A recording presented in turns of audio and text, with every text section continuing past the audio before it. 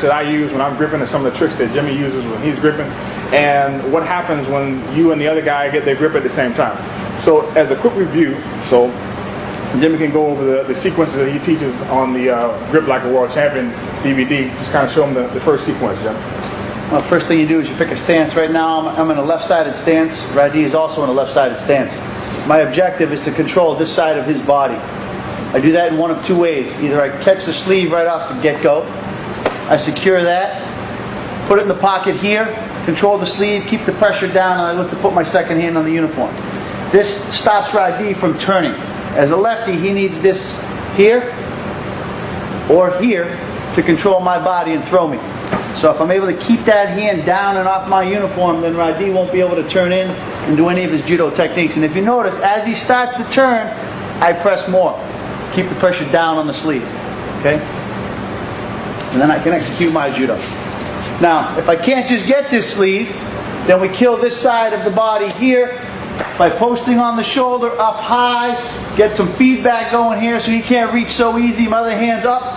And before he touches my gi, I'm grabbing that wrist, pushing it down, securing it 2-on-1, killing the sleeve, and then I look to set my power hand, either with the standard lapel grip or with the power grip. Thanks, Jim. The third thing you do. The last thing we're going to do here, if I don't catch this or go here, then what I'll do is I'll do a cross lapel grip. So I take the lapel grip and I keep pressure on that shoulder with the lapel, and then I'm coming down to attack the sleeve. Here. Once I set that hand, this one comes off, boom, 2-on-1, and always keep, the objective of gripping is to prevent this hand from coming up onto uniform. I focus on the sleeve, I kill the sleeve, keep it off my gi. Alright, now, here's what we're going to cover. Sometimes when you're gripping, that's what happens, alright? Jimmy's a lefty and I'm a lefty. What Jimmy does and what I do are the same thing. I want to shield my body so Jimmy can't grab this hand here. Jimmy's shielding his body and we're here. Okay? You can't sit here all day because you're going to end up getting a penalty. After a while, sometimes you get through or the other guy gets through. We both get through here. Now, the question is, and I ask Jimmy and I let him tell what he does and I'll tell you what I do. What do you do when you're here? What I do from here is I take this hand off. If he won't reach and I can't get that sleeve, then I take this hand off my uniform by taking my hand, reverse angle here. I take this hand and I bring it up and around and I pop it off my gi. If I can't get to that sleeve, then I don't want this here at all, and I dominate by taking it off, and then I'm looking for the sleeve. Ready? Okay. What I do is something that I learned from Brian Olsen. When I'm here, I lean back a little bit, make space, and move this in and turn my body this way so that I can come over top like this. I lean back, what we call a nice little shoulder lean. I grab here, and then I rotate my shoulder inside to move the hand in here. Now don't loop, because as soon as I let this hand go, he's going to immediately want to move this hand back to the shoulder. So you have to crunch by moving your shoulder here and then loop. Right. Now, and the thing that I do for that other hand coming over, because I'm a big pickup guy, as soon as I do this and this hand comes over,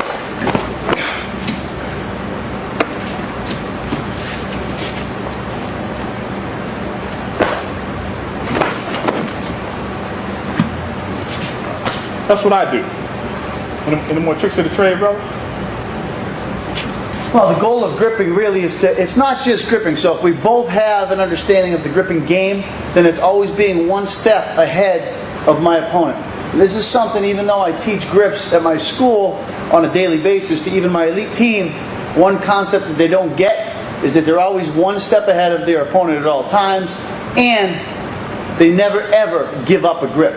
So in other words, Radhi said we both break through, but that's not always true. One guy typically breaks through first.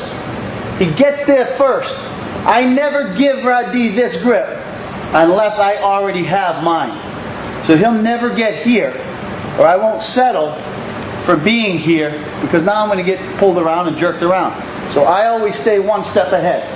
If I don't get that, then I come a little bit lower. I got something on this side of the uniform. Once I get it, then I don't worry about this. I'm looking for his sleeve. Boom.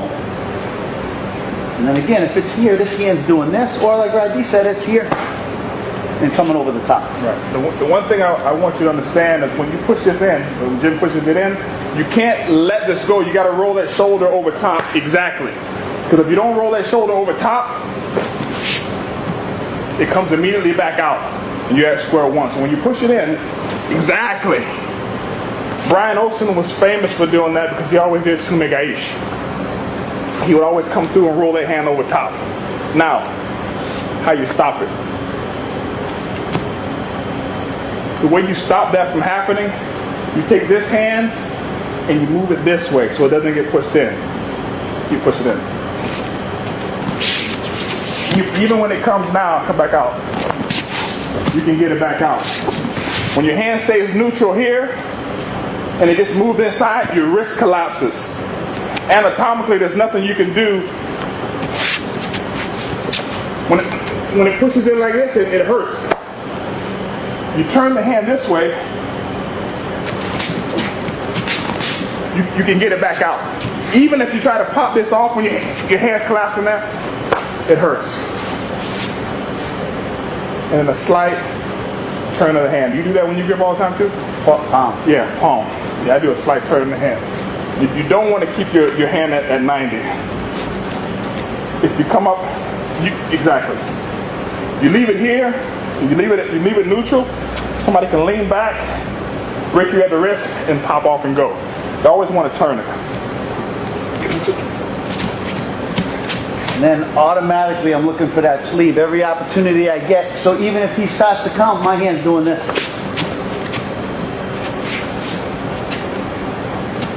Same time.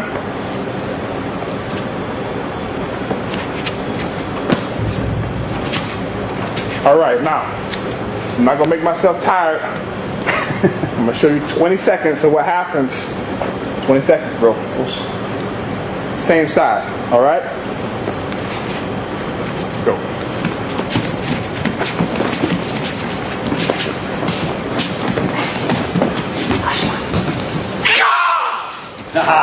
He's in trouble now.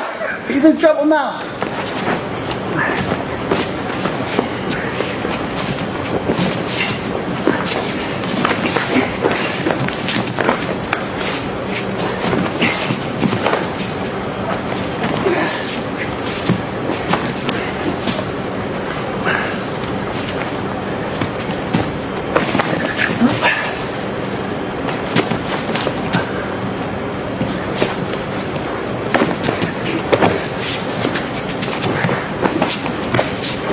Okay, I'm tired now. I'm just starting. All right. Same side. Talk. He's tired. I thought you were the conditioning guy. No, I am. Okay. But I'm messing with a machine here. Same side. Don't forget, it's always this shoulder. So even though Radi has this grip that I can't break, you notice that I still came and controlled this shoulder. Now again, without attacking, grip fighting is very, very demanding because there's 100% effort going into, and power going into securing a grip or a hold of the gi. He doesn't have to worry about any attacks coming. So it makes it a little bit more physically demanding, and that's why we do grip fighting. Now, if you notice, I came to the opposite side and control his shoulder here. Even though I wasn't able to secure his sleeve, I'm preventing him from attacking anyway. And I have control of that shoulder. All right, now, let's cover something else that happens.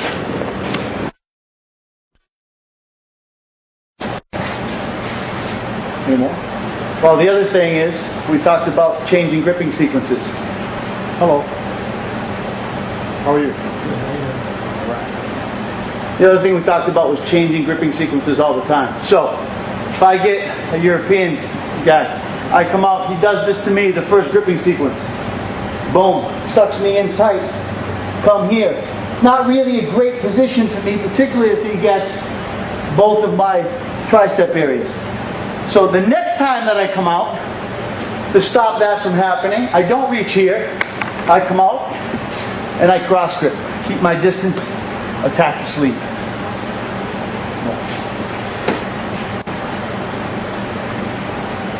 Good? That was great. That's pretty good. Do this to myself. Okay.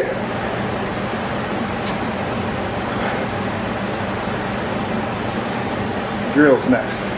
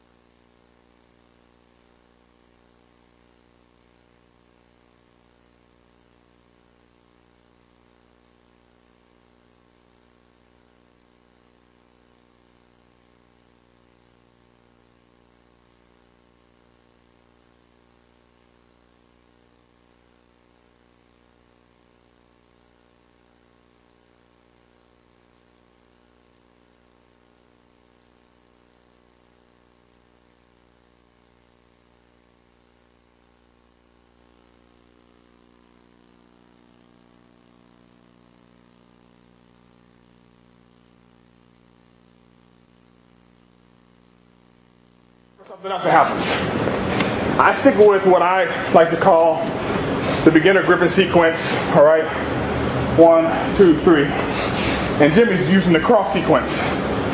All right, so I'm here, and Jimmy's at this cross.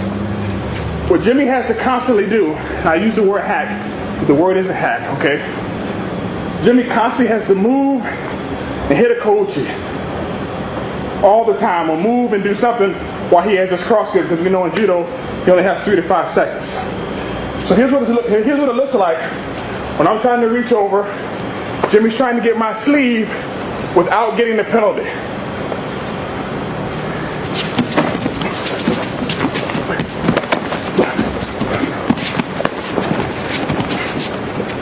One more time.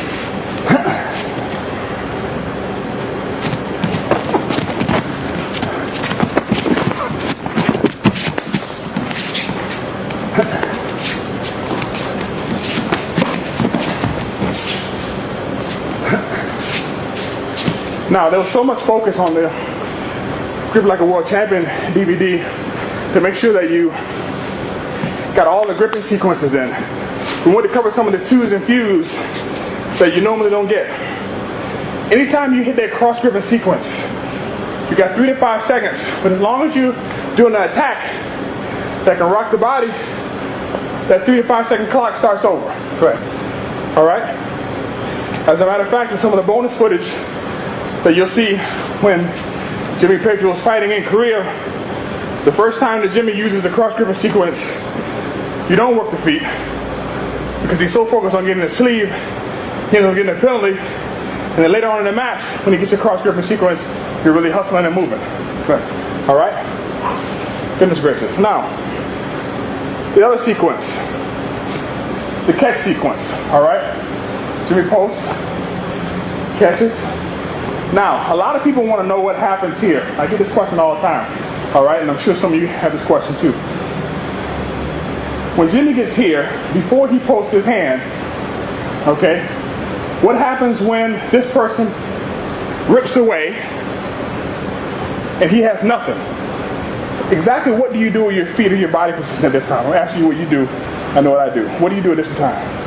Right away, I start to back off, and I come to that shoulder and post that shoulder. Come on back one more time. I want you to notice, I want you to watch the feet. The feet are very important. Okay?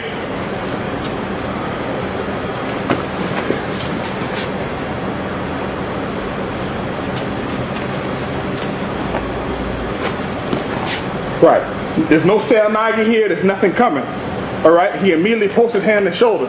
But the one thing you don't see all the time is you don't see anybody talk to you about the particular body positioning. The reason why he has to do that is to make sure I can't get underneath or hit a Seanagi or anything. If I just stand here, after he rips out, if I stand here, I can't stop Rodney from doing anything. And if I stand tall, I'm going to sit and duck for something. So I need to back away, just briefly, rip out, back away a little bit, and post the shoulder.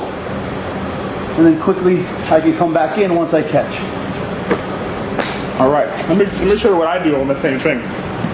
I do it just a little bit different than Jimmy, but I do the same thing. When it rips out, I usually come to this hand. And Jimmy shows this whip away like this. I usually come to this hand and go down and up at the same time. Jimmy does a sequence on the video when you slap away. I'm a huge pickup guy, so if I slap away sometimes, I don't have enough time to roll my shoulder. Yeah, I don't have time to roll my shoulder back. He can roll his shoulder. He can chase levels on me. So what I do? Actually, you got mine. Oh yeah, you got yours right. Boom. As soon as that happens,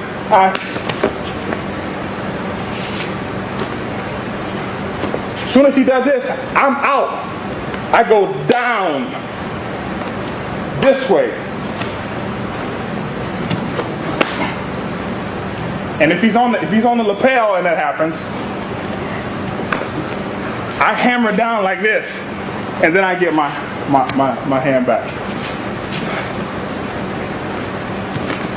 I hammer down this way. I'm still back like Jimmy is, but I come down this way, and I get back. Any additions, sir? No, that's the other thing that I would do is I would break that. Just as ID explained, the other option I have in this position, when he rips out, the other option is to get rid of this. Just like he said, just bang that off. What I don't want to do is I don't want to be doing this. No. Because what happens now is he comes hard with that hand. If he's stronger than I am, which Rodney's definitely stronger than I am, I'm in trouble. I'm in a position that I can't get out of here. This is not very comfortable. I'm looking to make an attack. All right. Now, what happens before the grip fighting sequence? This is some of the. For me, it's some of my favorite stuff because I learned grip fighting late. I really got introduced to grip fighting when I started training with Jimmy back in late 1997, early 1998. Was when I really started to just get introduced to grip fighting, and I was still a little bit behind the curveball, if you will, with some of the high-level international players.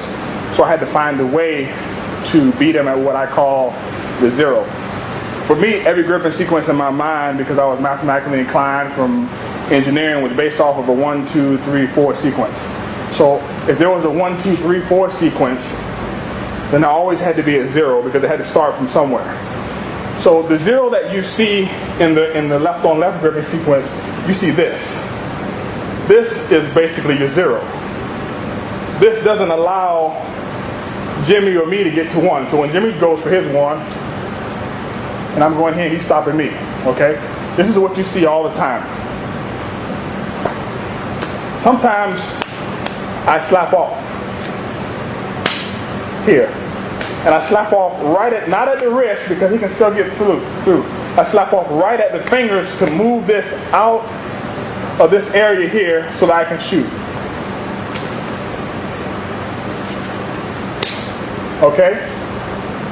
Also, I'll switch up sometime and come here. And then come straight over top to make the person reach with his other hand so I can shoot.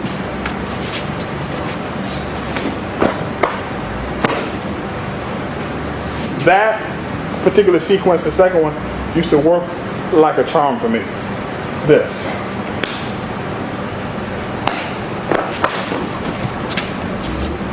I hate giving away that's good stuff. I hate giving that away. If I was still competing, I wouldn't give that one away. I hate giving that one away. Is there anything that you use before the gripping sequence starts? I know you block hard. Jimmy blocked so hard it didn't let your hand get through there. No, I don't. My main objective is to make sure that I get my hands on my opponent first, and then I'm always pressuring them in attacking the sleeve or attacking the power side. So I dominate the grip 100% of the time when I'm grip fighting. And that's one of the reasons why I'm able to wear my opponents down in a judo contest, is because I'm not defensively waiting for a grip and waiting for something to happen and sitting here. I'm aggressively attacking and pressuring all the time, and the pace is fast, the pace is furious, especially at the beginning of the match when you're competing against European players, guys that are bigger than you like Radi, stronger than you. You got to take the match to them. You got to keep the pace of the match extremely fast, focus gripping at the beginning, wear them down, get rid of their power, and then sort of minute 3, 4, and 5 of yours. Even the guys on vitamin S will start to wear down at minute 3, 4, and 5. At minute 3, 4, and 5. So, what are some of the grip fighting drills that you use? In terms of gripping drills, we have our guys grip fight all the time. No attacks, just gripping, dominate the grip. So if Radi and I would do 1 minute goes, we do 1 minute as hard as we can. We're grip fighting for the sleeve. Once somebody gets a dominating grip, we start all over again. And what you want to do when you're gripping is always change your sequences. We talked about the different sequences in the Grip Like a World Champion DVD. We talked about the basic, we talked about the standard, we talked about the cross. But what you have to realize is that if you always do the same sequence the entire match the same way, this guy starts to react in a different way, and you no longer can get that sequence against him. That's why we have to continue to change things up. And then the next time that I come out, I'm doing a cross grip attack, or the next time I come out, I'm always changing my gripping sequences so he doesn't know what's coming next. And that's the ability to stay ahead of your partner. I tell you what, fighting Barnes back and forth in 2000, 2004, I would always do the cross gripping sequence. And when I would cross grip, Barnes would hang out here and let his hand hang here. And you know, he stands square. Yeah, and he'll do what Nicholas Gill does this too. You cross grip, Nicholas will grab your hand and put it in here, and you can't get it out. And before you know it, try to get your arm out. 2001, 2002, 2003, and you can't even get your arm out, and you end up getting a penalty. So like Jim said, you gotta switch things up all the time. All right? Let's take a quick break, and then we'll show them a 1 minute go, and I'll show them some of the drills that we do. Awesome. All right. Guys. Rick Horn is sitting behind the camera, and I used to talk to Eddie Liddy, and I'm going to tell Jimmy, like, these guys, I never picked up these guys in practice because I was 100 kilos and they were 81 kilos. And this guy says I didn't pick him up in practice because I couldn't pick him up in practice. Not understanding that if I wanted to pick him up in practice, I'd send him down to the local hospital. I don't know what's wrong with you guys. Does he have a lot of muscle now? He does. Right, because he didn't have a lot of muscle back then. Because I was all power.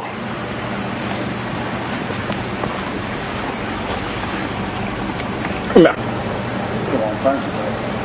Do this every day. I haven't been in judo practice in 3 weeks, and I'm proud of it.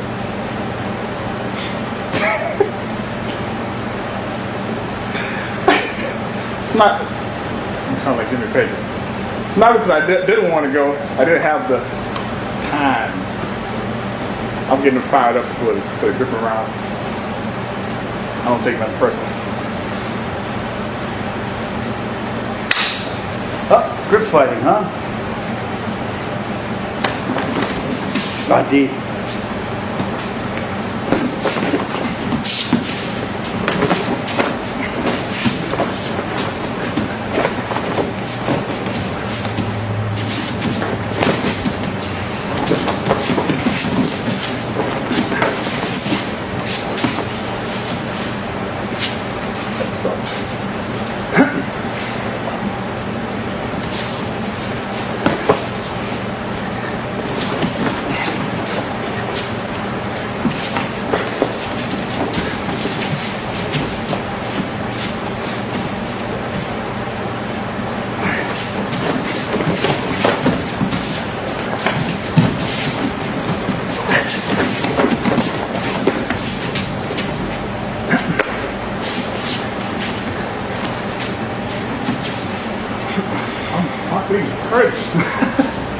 The tape jug.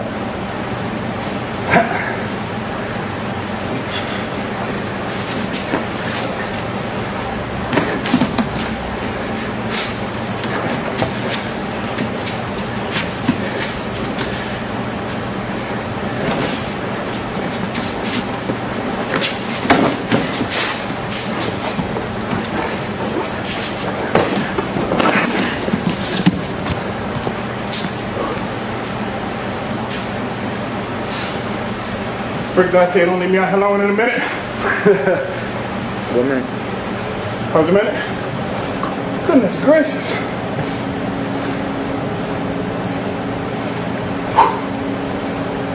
That's a lot of power. I started getting tired. Yes, I did.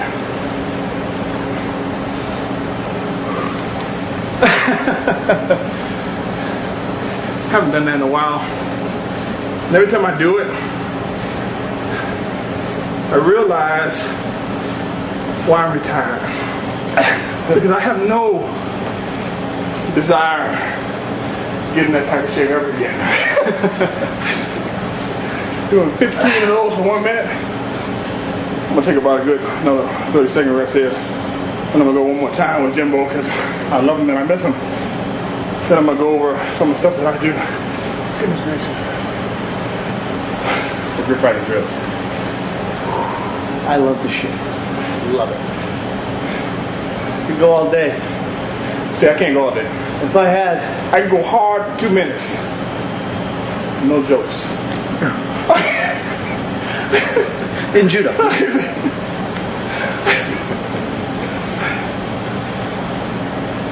You know, some people say I'm built for comfort, not built for speed.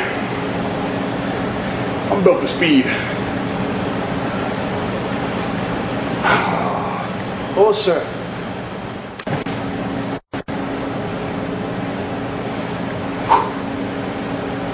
It's a lot of power. I started getting tired. Yes, I did.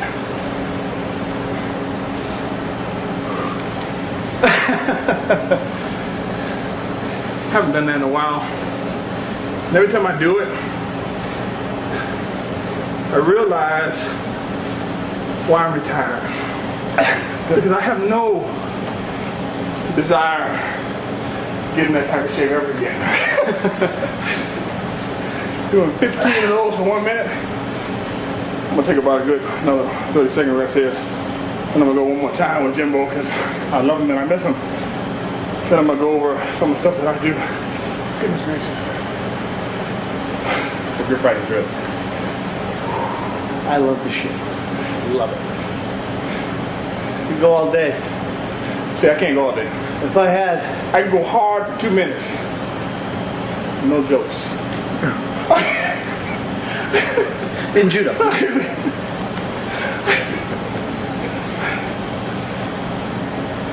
You know, some people say I'm built for comfort, not built for speed. I'm built for speed. Oh, sir. Oh, hands are always up when you're grip fighting. Hands up, always. And again, always take the initiative. Always look at, see, he took the grip first. That's tough. He's got his hand set. I can pump it up. And I keep it.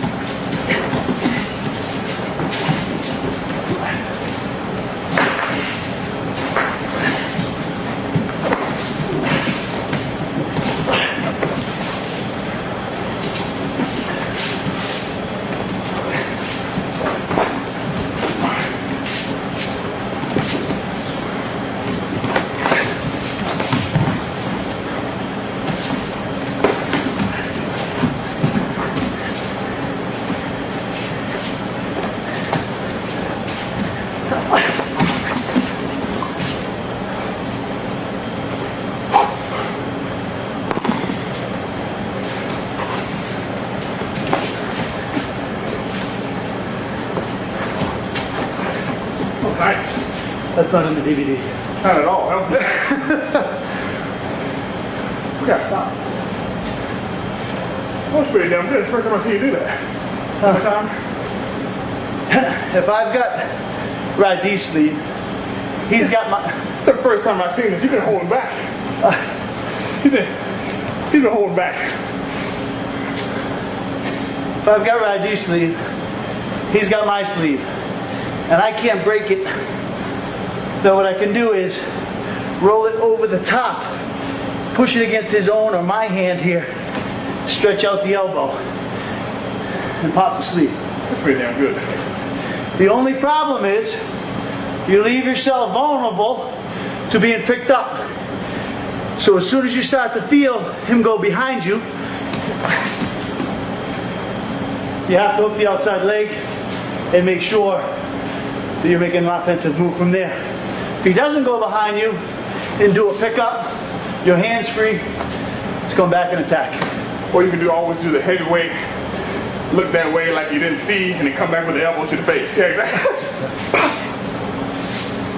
that was quality. Let me try that first.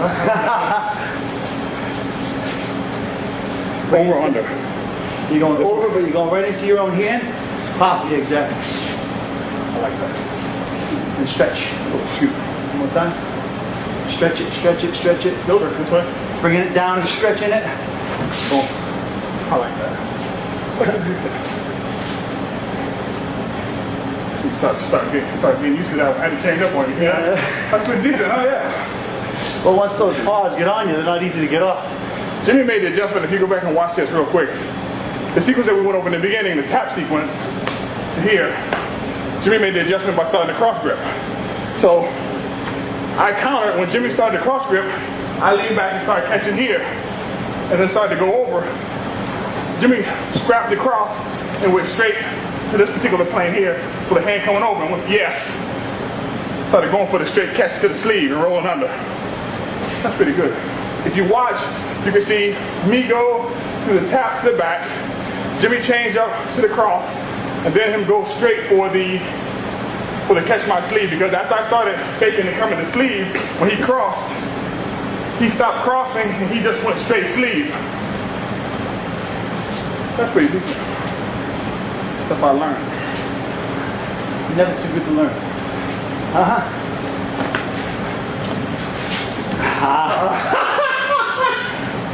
It's like a boxing match, man. But notice the stance. Stance, legs bent, especially if playing a pickup guy, legs are bent. Right, and the back foot is loaded. Base, wide base. Playing double leg, pickup type guys, good wide base. Look at the back foot. Look at Jimmy's back foot. Look at my back foot. Because I'm a pickup guy, I always got my back foot loaded so I can spring. All right? Jimmy does a lot of lateral movement because he's a quick, fast mover.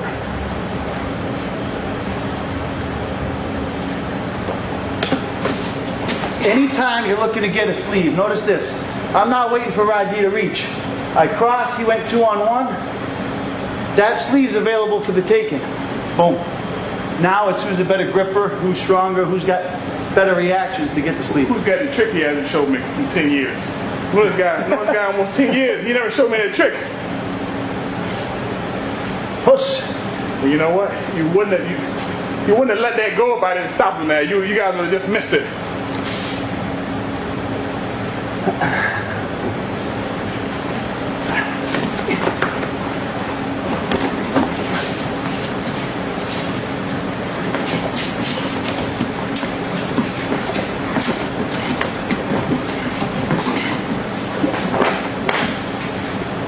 That's where you don't want to be when you're gripping.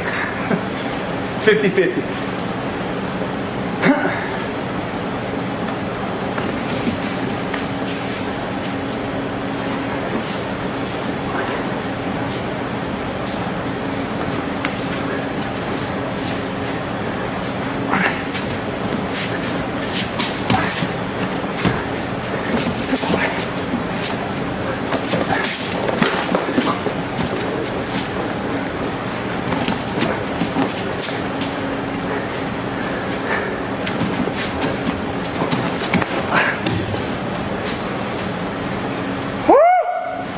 All right, that's enough.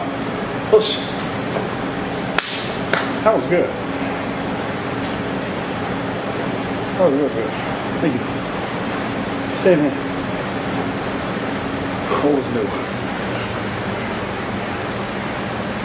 Basically, in order to really become a good grip fighter, not only do you have to know the basic sequences and how to switch them up, but you have to know what reaction and what look your partner is giving you, or what counter he's doing to your technique. And you have to adjust to counter that technique and initiate, so that if I come out with my basic grip and Radi counters that grip,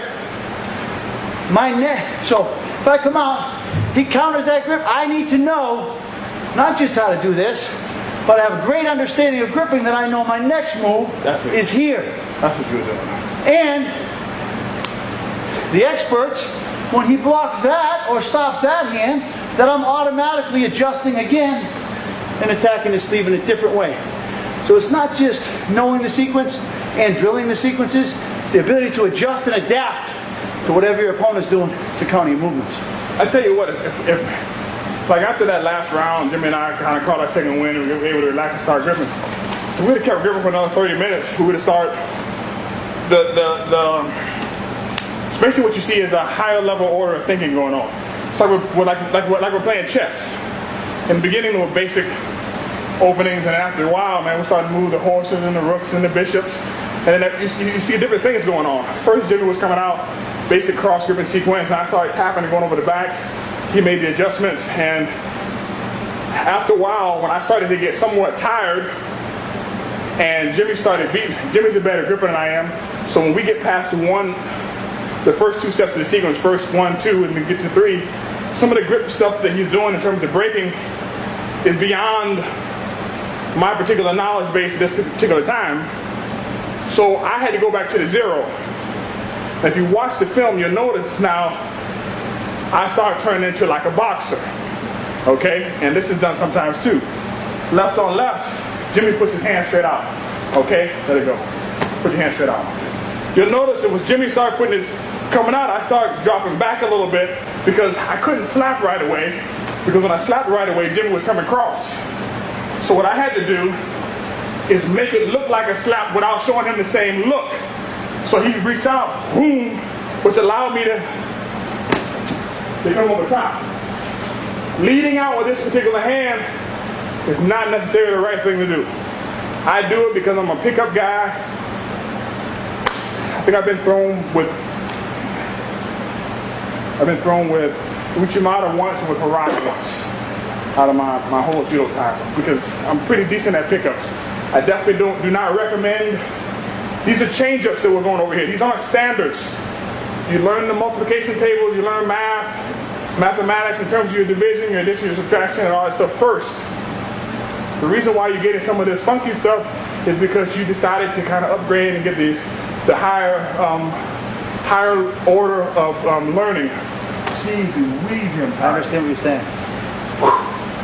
And putting together the Grip Like a World Champion DVD, what I realized was that my knowledge of gripping was so complex. You would have filled up 10 DVDs. And so difficult to break down to the elementary form and put it in a sequential, systematic way, that it was beyond the comprehension of most 99% of your practitioners are never going to get it. I have an elite group of guys at my school, Olympians, world team members, Pan Am Games team members, guys that have a legitimate shot at doing something in the next Olympics, and we hardly ever get to this section of gripping because it they have to get the fundamentals, and they're not quite there yet, even with the fundamental techniques. If they just did the basic stuff well, they'd dominate and win every match. When we get to this stuff, of course they're exposed to it, of course they are taught it, but they don't get it on a daily basis. It really takes some time, and it really takes some hardcore film study, and I don't take this lightly, and I say it in my newsletters, I say it on my website. You have to watch film and you have to break down film. And if I had to compete against Jimmy PEDRO, okay, let's just use this as an example. This is a great example. If I had to compete against Jimmy PEDRO, in my mind, I know Jimmy PEDRO has a 1-2-3 gripping sequence, or 1-2-3-4. The first hand is coming here. 1. Second hand is hunting the sleeve. 2, 3, 4. So if I'm fighting Jimmy, and good people like this, your Hickson Gracies, your Marcelo Garcias, your Mike Swains of the world, Wanty Lees, those people, if they get to 1, they're going to get to 3 and 4. There's no stopping the progression. If they get to 1, they're going to make it to 1, 2, 3, and 4. So what you have to do is you have to find a way to cut them off at 0 so that you can initiate the gripping sequence. It's like changing up the tempo in chess. So when Jimmy comes out with his 1, I need to make it so that Jimmy comes out 1. Now his 1 has missed. Now I have opportunity. Now that is difficult for you all to see in real time, but that is exactly what it looks like. And I have a very quick slap game because I do pickups. Because now that I've played Jimmy, and I know as soon as I slap this hand is coming. So I have to come here. Exactly. It starts to look like karate, and it's crazy that you say that, and it's crazy that I say it, but that's exactly what it looks like in real time. Jimmy comes here, I block, he blocks. That's pretty good.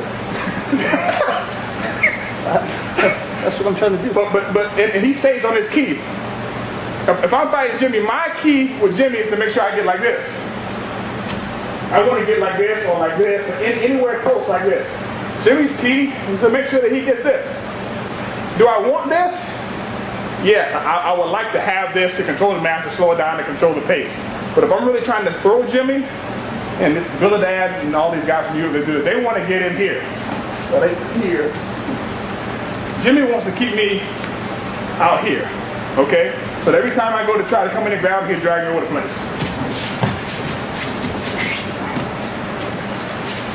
All right? So real quick, here's what this stuff looks like. Stop him at the 0.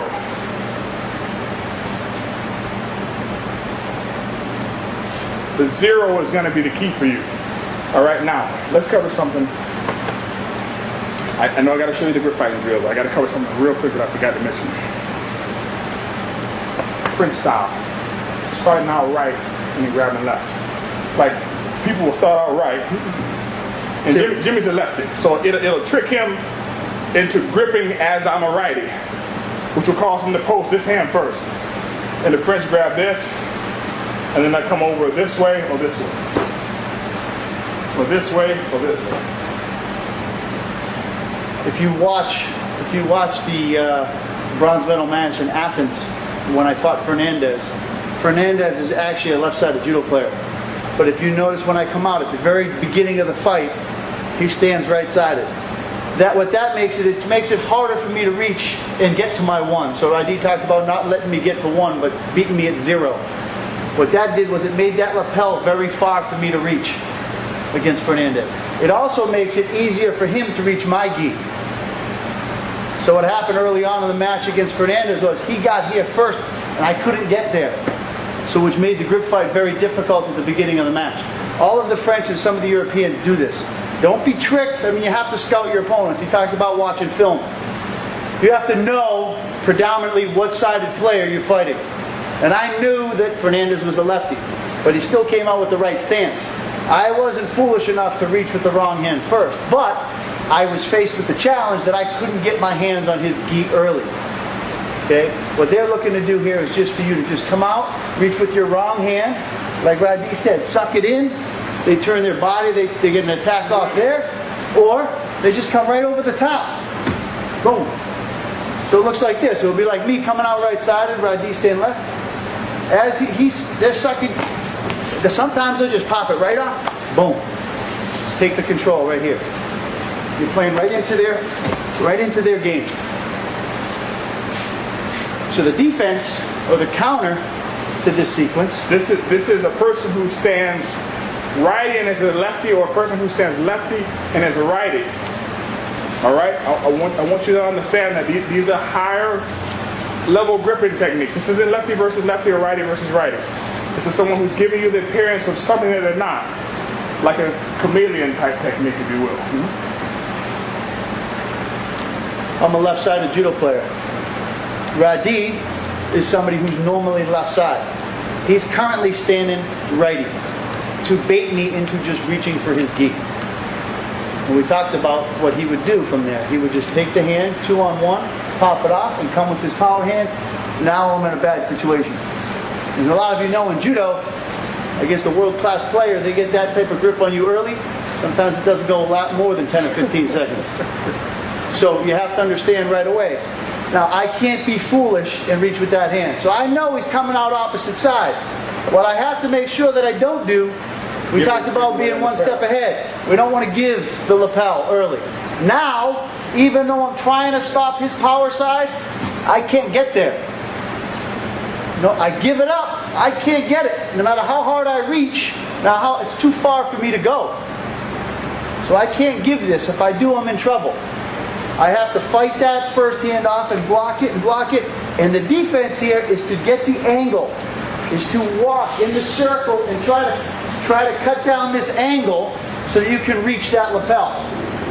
And if you notice the grip fight at the Olympics for the bronze, after getting pushed around for the first 45 seconds to a minute, I made the adjustment and I found a way to keep that hand off and to start working the angle over here, cross gripping.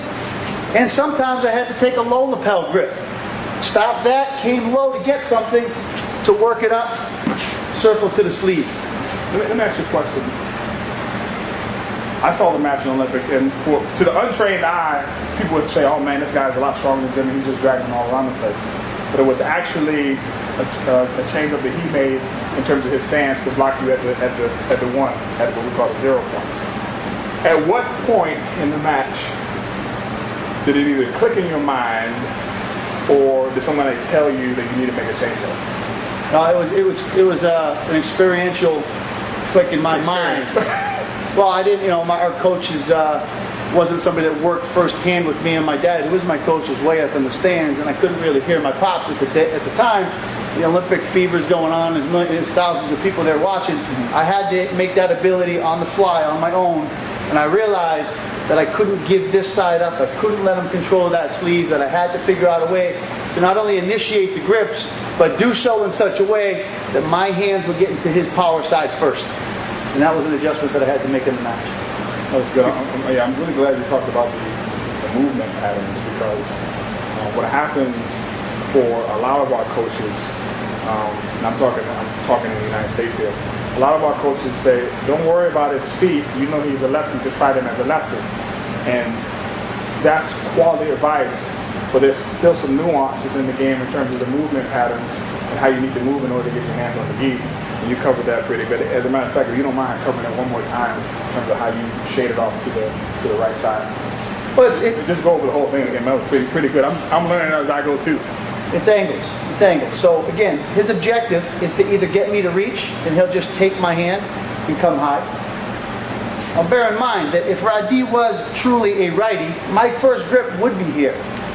And then I'm looking for his sleeve. This is a normal left on right sequence. Oh, that's what I would expect. So he knows that. That's why my tendency is to just go here. But he'll take it off, boom, and now his power side comes, and I'm in trouble. Also, if you notice at this stance, now once I get that, and that objective is, okay, not going to do that, I'm trying to get to this power side, but it's so far away that I can't really reach it. If he really keeps his positioning there, I'm not getting to that power side. I just can't get it. Every time I reach for a sleeve, it backs away. Every time I'm looking for the lapel, he's blocking it. And again, it's very easy for him to get mine. So this makes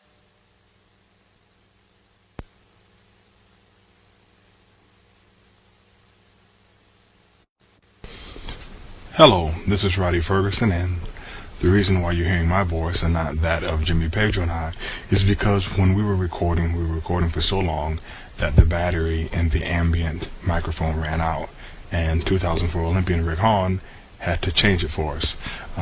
We didn't want to cut this particular portion out because we thought it was very important for you to see lefty versus righty and righty versus lefty when someone is standing the opposite way and then making the switch. Okay, what I want you to pay close attention to is the concerted effort that Jimmy Pedro is making in order to get to the opposite side of my body. Okay, and watch, even when it's difficult for him to get his hand on my gi, he even grabs low to catch something low and then walks his arm up to control my shoulder and then work his way to the sleeve. It's very important that you understand this particular concept. It is utilized by a lot of players on the European circuit and specifically by individuals from the country of France. So please pay attention and continue to take copious notes, and we certainly hope that you enjoy the rest of the DVD. There will be approximately 20 to 30 more seconds of silence after this particular audio clip. Take care. Thank you.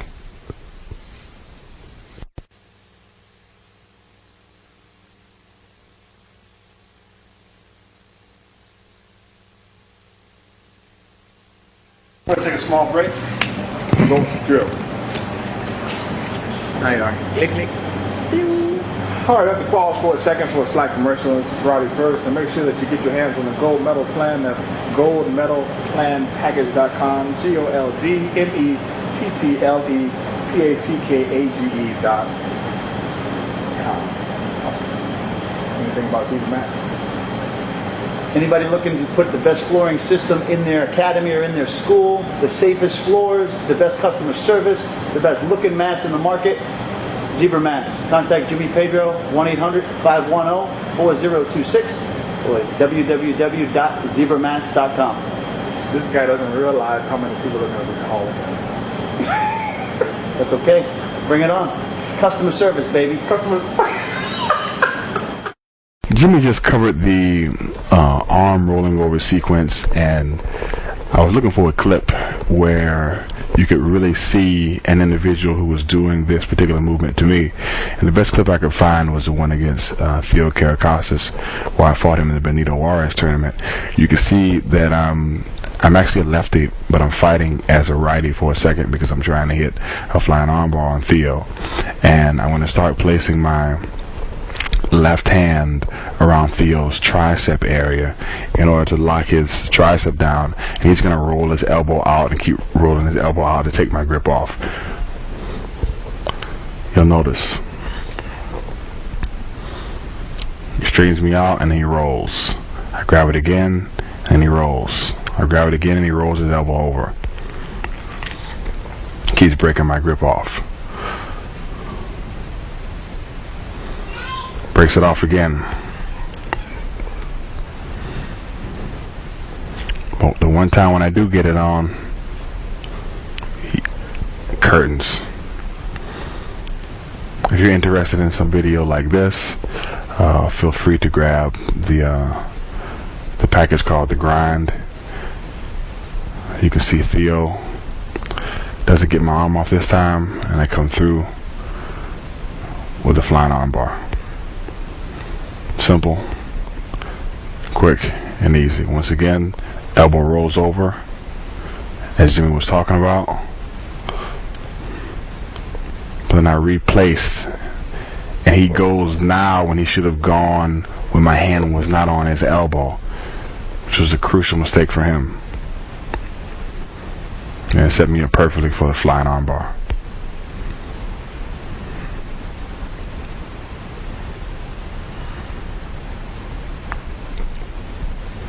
I ended up winning the Benito Juarez tournament that year, and I was on a good winning streak headed into the Olympic trials in 2004.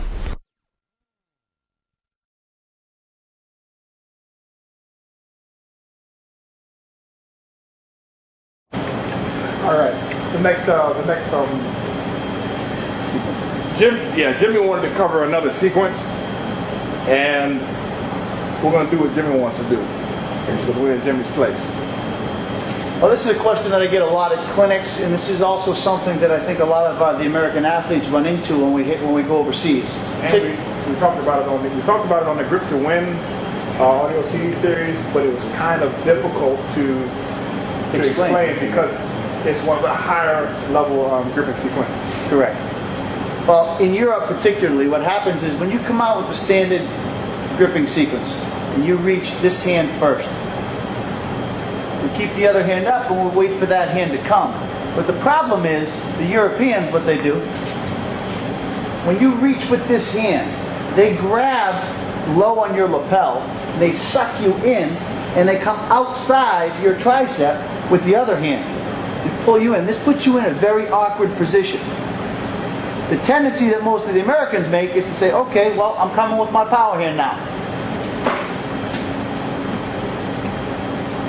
I can't even tell you how many American athletes have gone overseas and spent a lot of money to last a very short time getting picked up just like that with PEDRO. And this is the style of judo that's happening today worldwide. Taraji Williams-Murray uses this sequence often. And it's very difficult when you come out here and he grabs that and he sucks it in. It's very difficult because you're in an awkward situation. I'm a lefty. I need to turn this way to throw. But I can't turn that way because as soon as I do, my back is exposed and I have no way to stop him. So typically what I would do in this situation is when they do start to suck you in, is I stay low, post my other hand on his chest, and keep him in a position where he stays away from me. Now what's going to happen is, by doing this, he has to let go with that other hand. Otherwise he's going to get a penalty 2-on-1. So if he stays here, and I go here, he's going to get a penalty. What I need to do is come to the chest, hold. When he releases, I then back away and start to roll this hand to the outside. I take my elbow and pop it up. 2-on-1, suck it in. I come here, never grab high. Always come low on the chest. Keep your distance. When he lets go, you pull, let go, get your elbow up into the outside. Ideally, if you can let go, you let go and you pop this off. Is that too much stuff? You never showed me none of this stuff. You never showed me none of this stuff. We never got to spend that kind of time together. Asking you shall receive. Okay, so I go here. He sucks me in. If I come high, I'm getting thrown. I'm getting picked up. As soon as he crosses here, I put my hand right in his chest to keep him away. When he lets go, I quickly let go, get my elbow to the outside, roll it to the outside, and quickly 2-on-1, snap it off. Now I've got the sleeve, then I can attack. One more time. In faster motion, it looks something like this.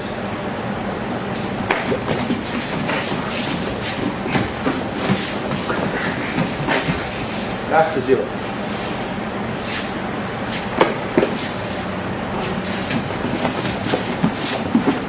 Oh, that hurt my wrist.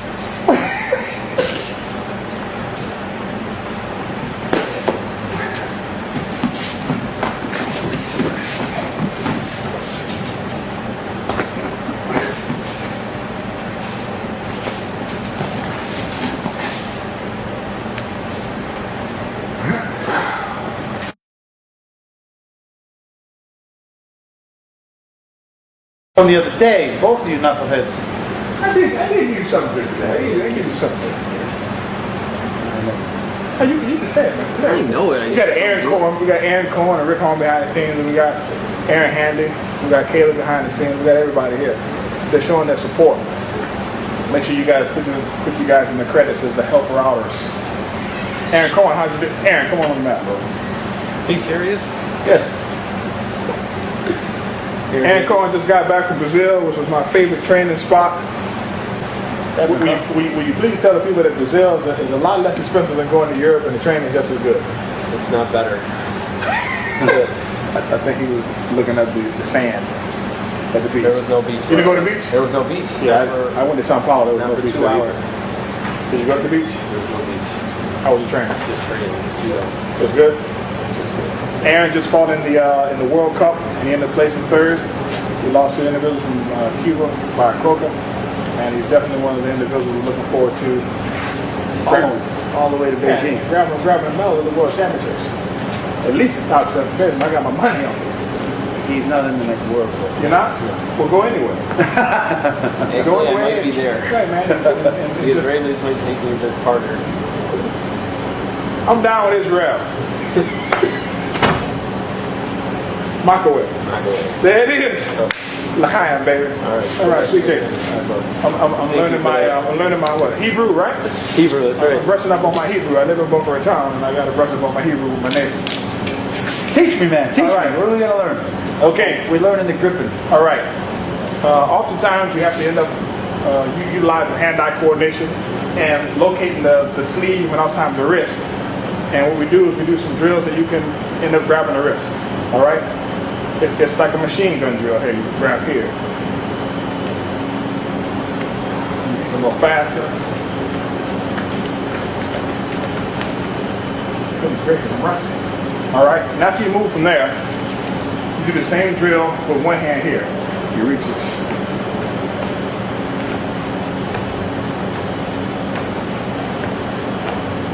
And you just catch. And it goes a little faster. You have to be very careful that you don't hurt your thumb.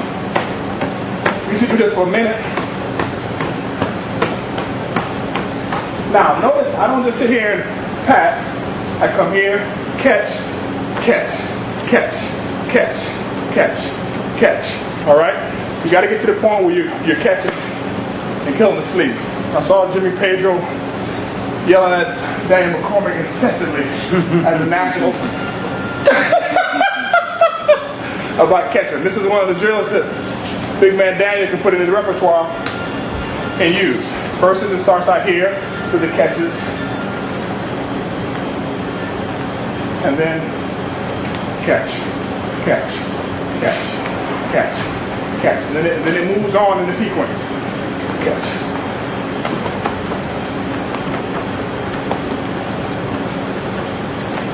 And the reason why you want to work at that speed, remember, this is a drill. This isn't necessarily the correct way to do it, but it's a drill for speed.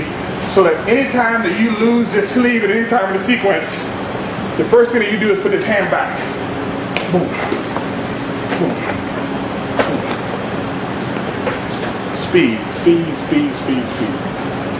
You want another one? No, I noticed that a couple of key points that I noticed in doing it. Radhi said that it's not necessarily exactly the correct technique, but it's reinforcing good habits, hand-eye coordination, and the ability to nail that wrist.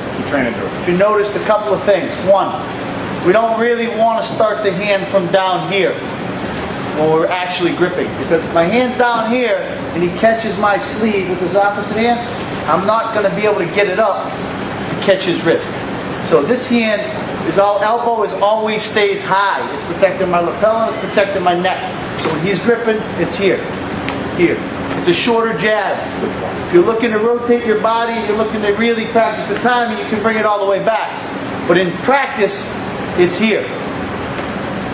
And if you notice, the second thing, when Radhi's doing it, he's not just grabbing the gi, because if I grab the gi, it's still coming to my neck.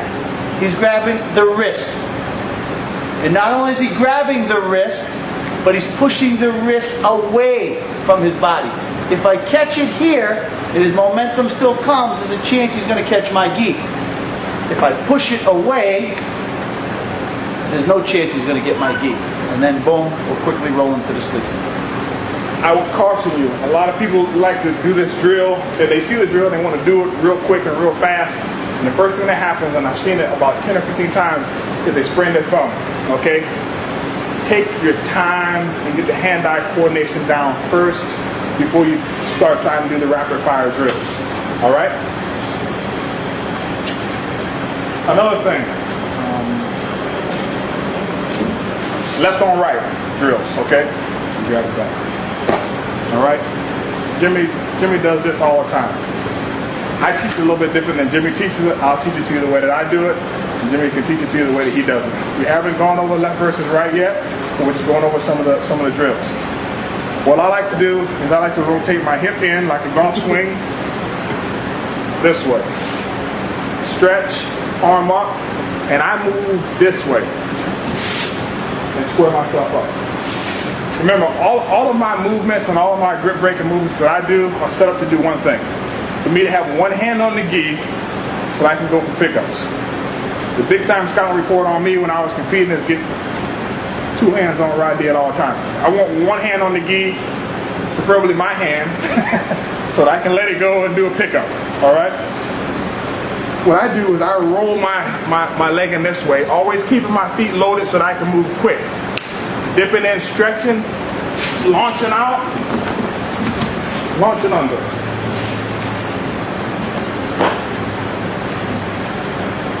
Up.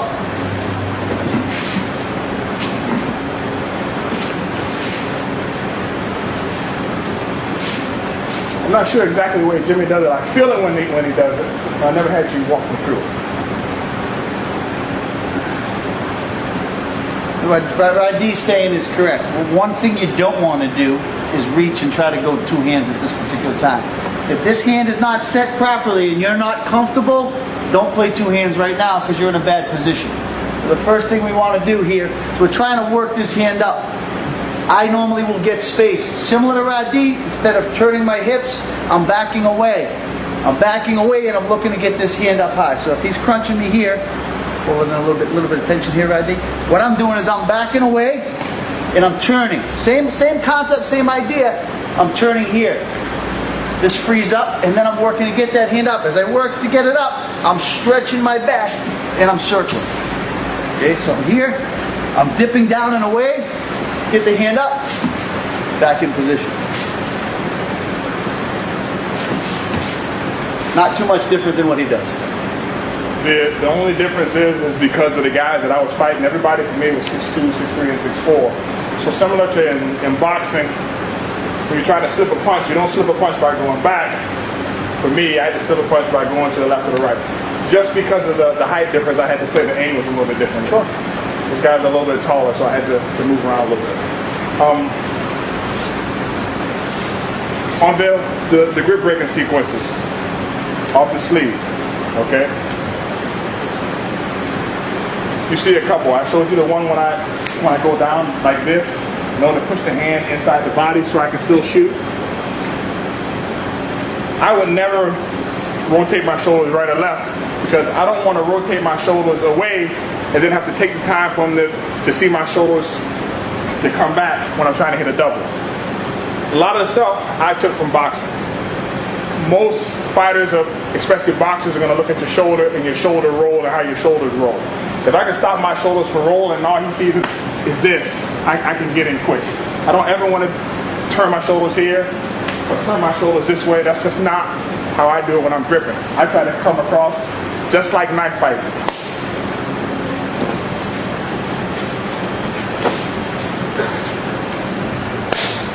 Here.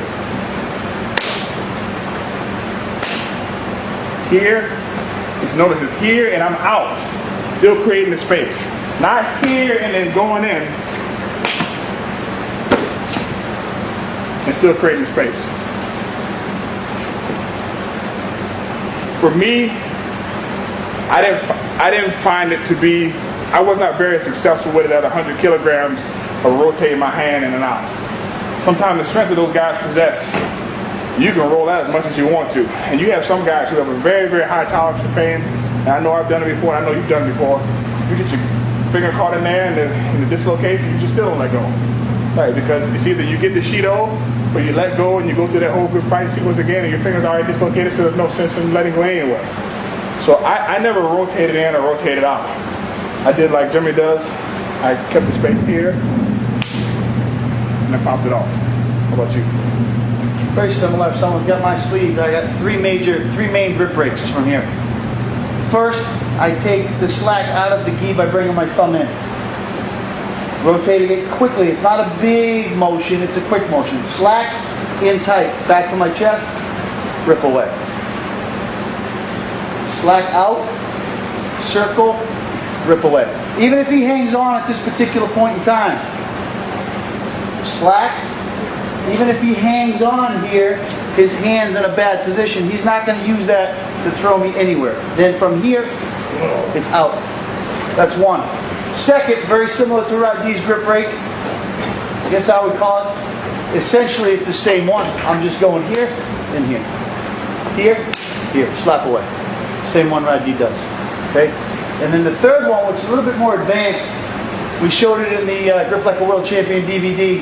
Basically, if I can't get this off, then what I do is I take my hand and I bring my, as deep as I can get on his wrist, and I drive it down. As I drive it down, I make my gi shorter. This one's very, very hard to hang on to the gi. Hold on tight. If I come here and then work on that hand and get it down, in a way. I don't necessarily, this isn't the normal Jimmy PEDRO gripping gi either. That's the sensei gi. This is the sensei gi. See? This is the teaching comfortable gi. See, that's the sensei gi. Yeah. Works good when you got a size 1.5 like that deep. 2.5. Oh, sorry. All right, but again, it's here. He's got my wrist. I'm coming here and deep. As I do, I shorten my gi out and keep crawling down until the hand comes off. Those are the 3 major grip breaks. It's terrible. Goodness gracious. All right. Something else to utilize. Left hand down. Right on there. All right. Let's start first. I'm going to go right into the left and go to the basics and on the DVD real quick. Like we did in the beginning. So left on left, right on right. Go to the basics on the right on right. Right on left. Goodness gracious. I'm in a left stance, right? He's in a right stance. Basically, when I'm playing on opposite side of a person like this, my objective is now to control this side of the body. I'm going to fight for inside control here. All of these sequences we covered in Grip Like a World Champion. Basically, I'm looking for the inside space. Once I get the inside space, I'm looking to work this hand up in a comfortable position that prevents my opponent from turning his body against me. So when I'm here, I set it hard. Now, then I look for 2 hands. When Radi tries to turn from an outside grip, I can stop his shoulder and prevent him from taking control of my body. See, he can't get to my body. There's too much distance there. If I have inside control. And that's what I'm looking to do. I'm looking to nullify that shoulder and press him away. So it's very hard for him to gain control of my body. If I take an outside grip and Radi pulls me, if he pulls me in to throw, he's able to get to my body here. Okay? So I want to fight for inside control and control this space. If he comes high, grab high here, Radi, and tries to suck me in. As long as I keep my arm, I work my hand a little bit higher up to his ear here, and I keep that press. So as hard as he pulls, he's not closing this space unless the bone between my elbow and my shoulder somehow is able to break. Because right here, this is as close as he's getting me in. I've been known to do that. This is comfort. This is real. It takes a little bit getting used to, but once you can learn to be comfortable here, then it doesn't matter what attack he's making. I control the inside space. I'm able to keep my distance. He can't turn on me and throw me. You see, a good player will try to work that hand down, crunch you in. Now they've got a shot. So I'm looking at inside control. If he's reaching under, I'm pulling it away. I'm forcing him back to the outside, setting this hand, and then I'm attacking the sleeve. And this is the one situation when Jimmy would move all the way. Exactly. So that's standard gripping, inside control stuff. The other grip sequence that you can utilize, well, there's 2 others. To throw off a traditional judo player who's always getting inside control on you and beating you to the punch, we do a cross sleeve grip. As he reaches, I push the hand by, feed it to my other hand, snap him in, pull it across my chest.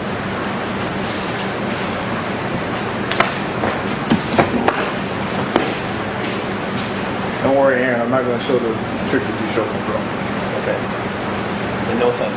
I know it well. You do? Of course. There's no tricks. That's so many tricks I don't know. I might not teach them, but I know them. I got it a new way. You gotta know them. You gotta teach. You got a new one? Kind of.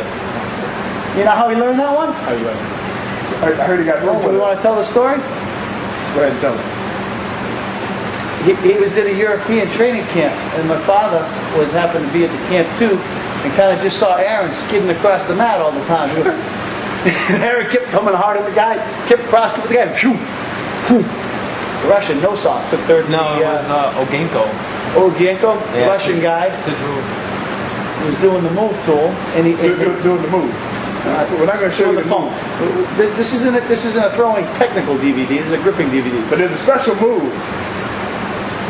There's a defense to the cross grip that's very, very effective that the Russians have come up with. Let's just put it that way. So we've got a cross sleeve grip. Boom, boom, here. The other sequence that is acceptable that we can do here if I'm a power grip player. What I can do is, instead of coming here, if I like to grab the neck, I can come opposite side. Now, I don't want to reach and stand here. What I do, Good towel told you. what I do is I reach and pull. And as I pull, I work this hand up. Sorry about that, Rajiv. He said he was in thick boxing lessons, so I think he'd be okay there. So what I'm doing is I'm reaching, I'm coming inside, pulling, sucking his head to my shoulder, pressing him in and hold. Then from here, if he takes my sleeve, I roll to the outside and I take his sleeve. Last but not least, again, we showed this in the Grip Like a World Champion DVD, is we can come out, if I'm having trouble getting that sleeve, or my opponent doesn't like playing two hands at all,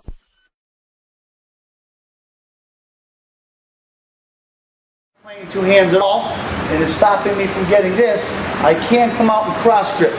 When I cross grip here, I'm pulling and I'm circling, using my feet, and then attacking his sleeve. Can't get this. Here, I don't stand here. Pull. Grip out, take the sleeve, boom.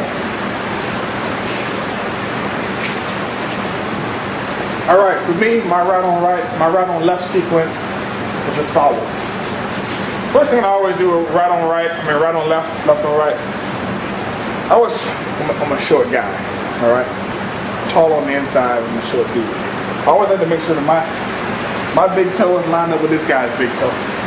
I like to keep it there. I don't like my big toe on the outside of his big toe because I'm always set up to get going for Uchimaru.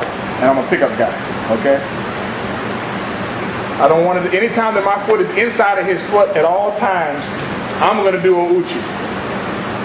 At all times. Anytime that his foot is on the inside of my foot, I'm always, like I said before, I'm hacking and kicking and moving the whole time. I don't think you call it foot, you call it what you want to. Hacking and kicking. Should I tell them the story? Hacking and kicking, baby. Hacking and kicking and moving. I learned Foot sweep, only when you miss the foot sweep does it really feel like a kick. Should I tell them the story? You tell them. When Radi was training with me, The technique was a little bit off. when I was training with Radi, Had it been sweet, it would have been a ippon. all I can tell you right now, I might still have the bruise on my front of my shin. We were grip fighting when he was first learning grips, and we were training at a school. We came out and grip fight every day. He was new to grips, so I was able to control the grips and frustrate him. But every day, Radi came back with a different look. He was giving me a new technique. He was changing his gripping sequences. I was like, wow, he's studying. This is pretty good. But one day, I walk in the dojo, and almost with no grips, we're starting at zero. First thing Radi does, boom! I shake it off, I'm back. As soon as I go to touch, wow! I don't know if he started Muay Thai kickboxing or what, but all I know is he kept kicking my leg. Now in judo, the object is to throw the guy. And after, I don't know if it was 3 or 4 kicks, I said, whoa, whoa, whoa. Oh, yeah, exactly. What are you doing? So I'm kicking the shit out you. And he was.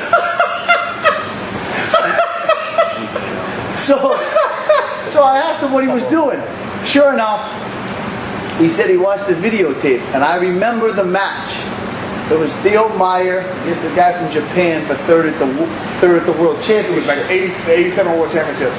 And he was the guy from Nichidai, the 95 kilo guy. He ended up Mochi. He ended up tearing that guy's ACL in that match. Theo Meyer kicked him so hard that the Japanese guy fell to his knee and quit.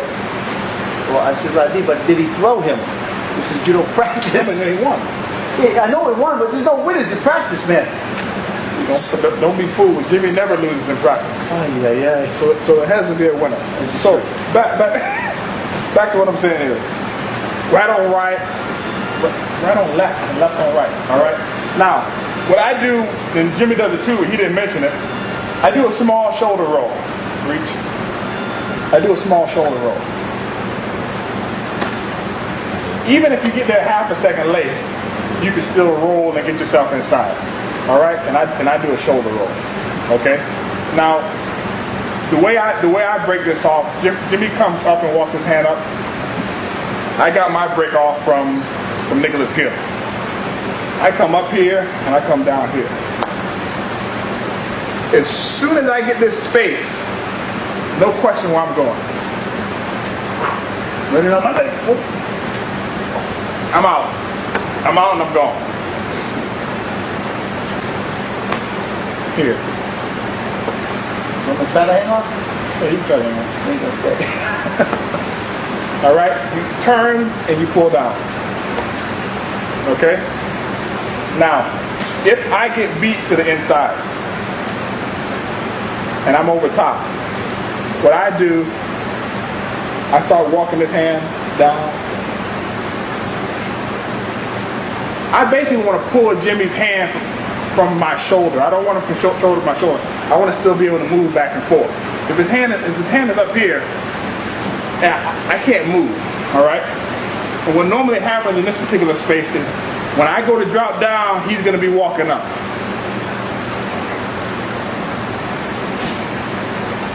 See my chin? What you have to do after a while is you got to tip your chin and try to block him from walking. Now while you're doing all this, there's still movement going on. Once I put the pressure on his hand here, I feel pretty comfortable. And the beautiful thing about this is once you start walking your gi down, it shortens up your sleeve over here. One more time. I got this from what was the Japanese guy's name that was at San Jose? Yamada? Yeah, big Yamada. Yeah. If I miss the inside here, I start walking my hand down, moving him from the shoulder. Okay? Even as he walks up, it was still moving. Once I get it down for a second, I bring my chin over top and keep walking down. Now, I'm good to go here because I don't have to necessarily worry about him grabbing my sleeve. There's no space here. All right? And then you gotta hack and move. All right? I don't have a Tao Toshi here. I don't have an Ouchi guard here. I don't have an Asoda guard here. I have a hat, kick, move, wait for the Shido, or wait for him to take his hand out. If he doesn't take his hand out, he's gonna get the Shido and not me. That's just how it works out. That's how it always works out. Or you're going to wait till this hand comes free and you're going to leave from center. Yeah, that. How you know? Or he pulled his hand free and I go, okay? That's what I do. I need to remove that hand from the shoulder by walking it down. Some people call it the slip. You keep walking the hand down and making this sleeve short. You can also do that with the other lapel. So this lapel here, if you have somebody that has that lapel, quick shrug. Just grab your own gi.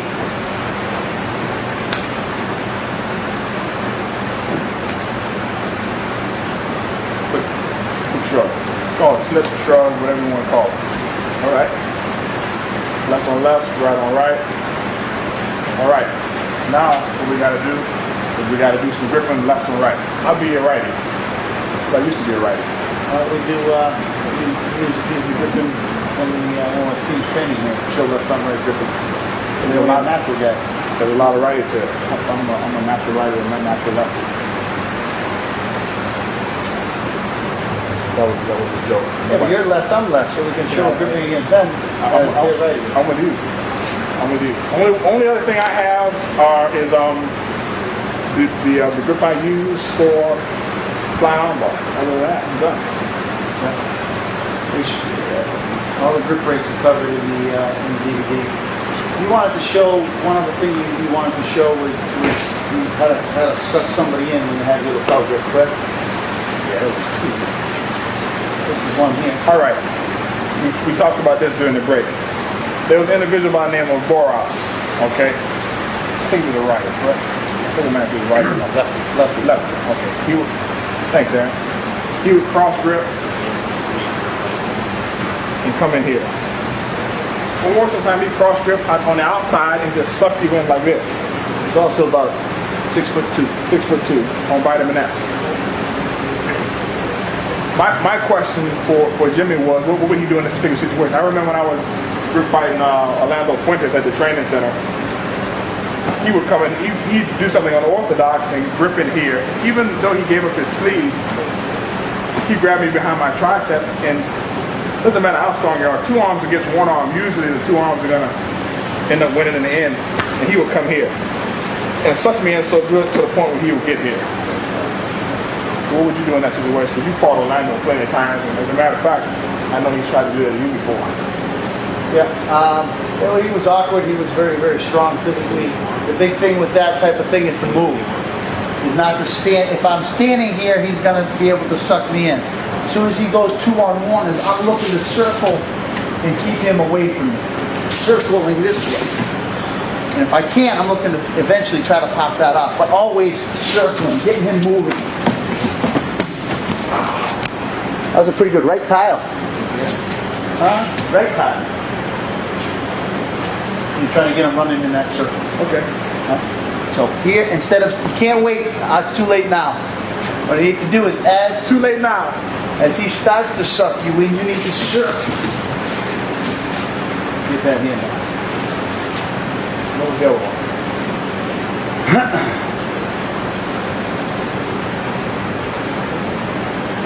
We covered it. Oh, no.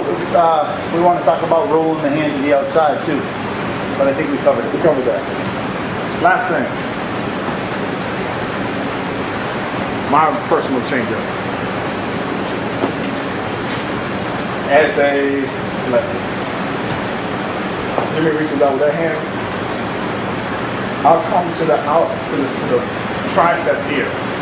Not out here to let him roll it, but to the tricep down here. Okay? Pull it in tight to make his arm go straight. Okay? For a brief moment to make his leg go back, we can do one of 2 things. I use this foot like that, and I kick it. Kick it or hack it. Hack it. Boot it. Yeah, boot it. I boot it. I booted the hell out the way. Hitting hard too, to the point where you get that sound on the shin. Okay? We're in New England. New England needs a new field goal kick. I take a slight roll up this way, or sometimes I just stab here. And even if he comes over top with his hand, it doesn't make me a difference. I'll come here. This foot goes directly, not on the hip, but on the thigh, in order to push that leg out. Here. This hand is pulling hard. This leg is going directly forward in order to finish.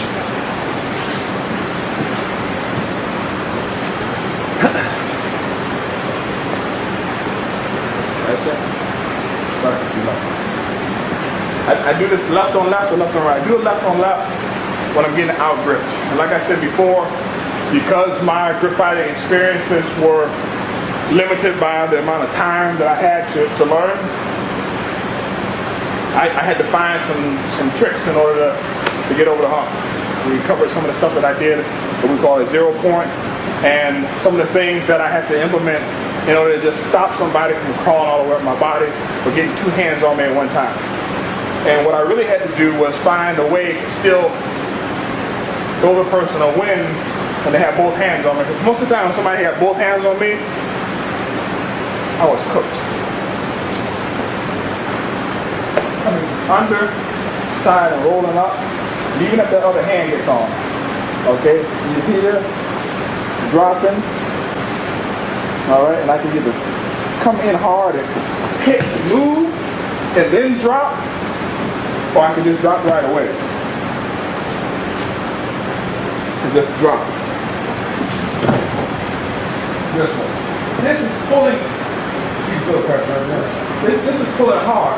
In a real time, as soon as his leg comes over, it's curtains anyway. I can see your eyes. Okay. boom, and then coming in for the finish.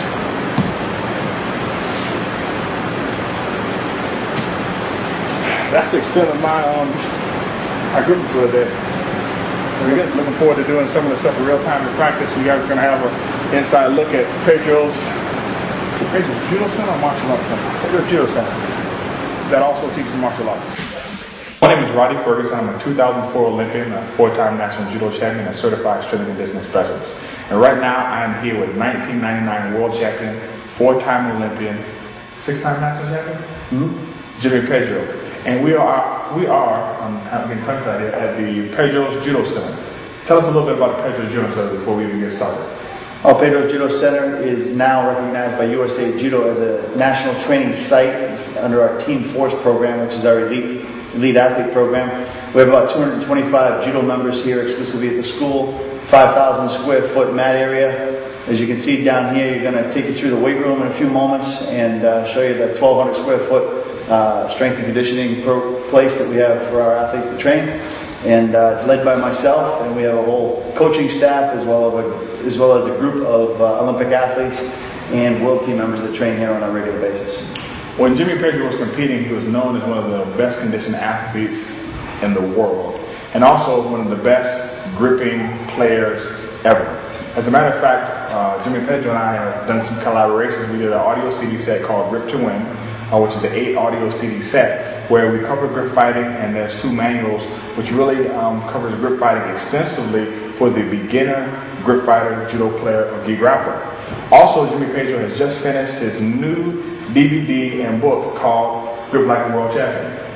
In the Grip Like a World Champion book comes with a companion manual, a training manual, and it is basically all of the sequences that one needs to master to get to a top level grip fighter. And then after that, we have a higher level package called the Underground Grip Fighting Secrets. And as a matter of fact, we shot it a couple of days ago, and I can tell you that I was absolutely blown away by some of the gripping sequences that I didn't know that Jimmy Pedro was kind of holding back from me. I don't know if I was holding it back as much as not realizing that the stuff exists in the little idiosyncrasies that I do while I'm grip fighting. And Roddy was quick to point out the different stuff that he had never seen before, the stuff that I was doing that just is really difficult to teach, but we broke it down, and Roddy highlighted it yesterday, so we had an opportunity to break down those sequences in detail and in depth so that anybody who has a good knowledge of gripping can take it to the next level. Yes, definitely the type of package you want to have if you're a coach or a professional judo athlete. A professional judo athlete could be defined, or would be defined, as someone who is striving to be an Olympian, or striving to be an educator and coach other athletes, as someone who really wants to study the judo game. Absolutely. I think the stuff that we covered in the Underground Grip Fighting DVD and manual is that it's above and beyond most people's comprehension. It is the super high level stuff that is above most people's heads in terms of knowledge. You need to have the Grip to Win audio CD set, fully understand that, the Grip Like a World Champion DVD and manual, and once you fully grasp all that and you're ready for the expert stuff, then you jump up to this package. Without a doubt. Well, one of the questions that we always get, we got it on our teleseminar series, we got it through the email. I get it through the email, you get it through the email, got it through website portals. People want to know exactly how they need to condition their forearms, their flexors and extensors, how they can condition themselves to grip. Because like I know, that you can have all the grip fighting sequences in the world. If you don't have any strength or any endurance, it's like being in a gunfight and having a slingshot. Well, I get the question all the time at clinics and seminars as well. And the nice thing about functional strength training in terms of making your gripping stronger is that you don't need another partner, you don't need another body to do it. And a lot of the folks that live in remote places that don't have a lot of bodies to train with, one thing they can do on their own is get into the gym and make their forearms and their body stronger. So right now we're going to cover some functional grip training. There's going to be some straining going on, but some functional grip training techniques for the gi grappler or the gi practitioner. Not only going to cover some things in the weight room, we're also going to cover some things on the mat that you can add to your curriculum in order to enhance the grip fighting strength, and the grip fighting strength of some of your athletes. Sounds great. You ready? Let's get started. Let's go. All right, there are 4 types of grip strength that we want to deal with. We have crushing strength, and crushing strength would be the strength that you need to have a firm hamstring. All right, you got holding strength, which would be something like this. All right, you have regular forearm strength, which is what you get from this. And then you have what they call wrist strength. Now, there really isn't any wrist strength. It's just the ability for your wrists to kind of get tweaked and moved and turned in a bunch of dynamic movements, which really occur a lot in grip fighting. We call this functional grip fighting or functional grip strength training, because we're not going to just deal with isometric strength or pressing strength or pinching strength or anything like that. We're going to utilize and show you the exercises that we have used in our careers in order to enhance our grip strength and our grip endurance. All right, the first thing we're going to do basic isometric hand strength. Jimmy Pedro is going to grab the gi for 15, 20, or 30 seconds as hard as you can. You just hold on, working the extensions and the flexors. Release. You do the same thing with the sleeve. Hold on and release. Okay? He's going to do the same thing again. Now it's going to be with some external resistance.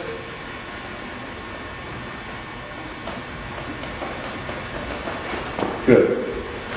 Same thing with the sleeve. Hold on.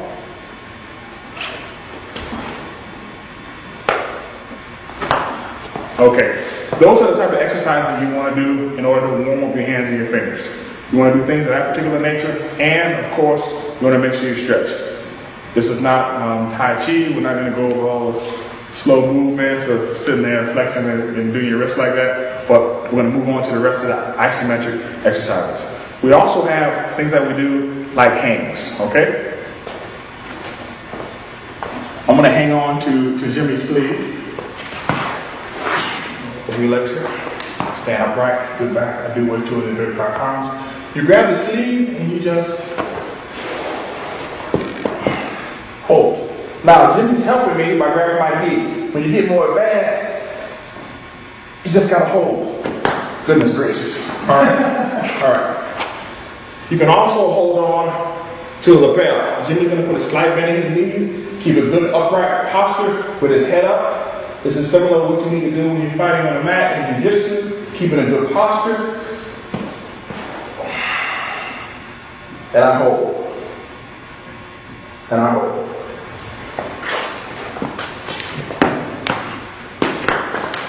Those are some of the things you need to do to get some good isometric holds. You can also do the same thing, but this time, instead of using the gi, you can use the forearm, not the forearm, but the wrist, which is very excellent in terms of the catching sequence, and it's really good in terms of training with what we call anatomical adaptation. All right? You want to exercise or use exercises that really mimic what you're going to see in the real life sporting environment. When you're doing this particular sequence, when you're catching the wrist, it's always good to work out with a diameter that is very similar to the wrist.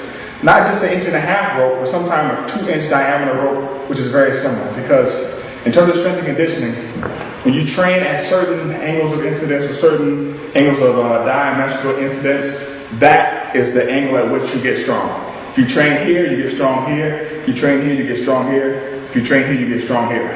The thing what you need to do is create a continuous step movement where you train here, here, here, here, and here, so that everything gets strong through your dynamic movements.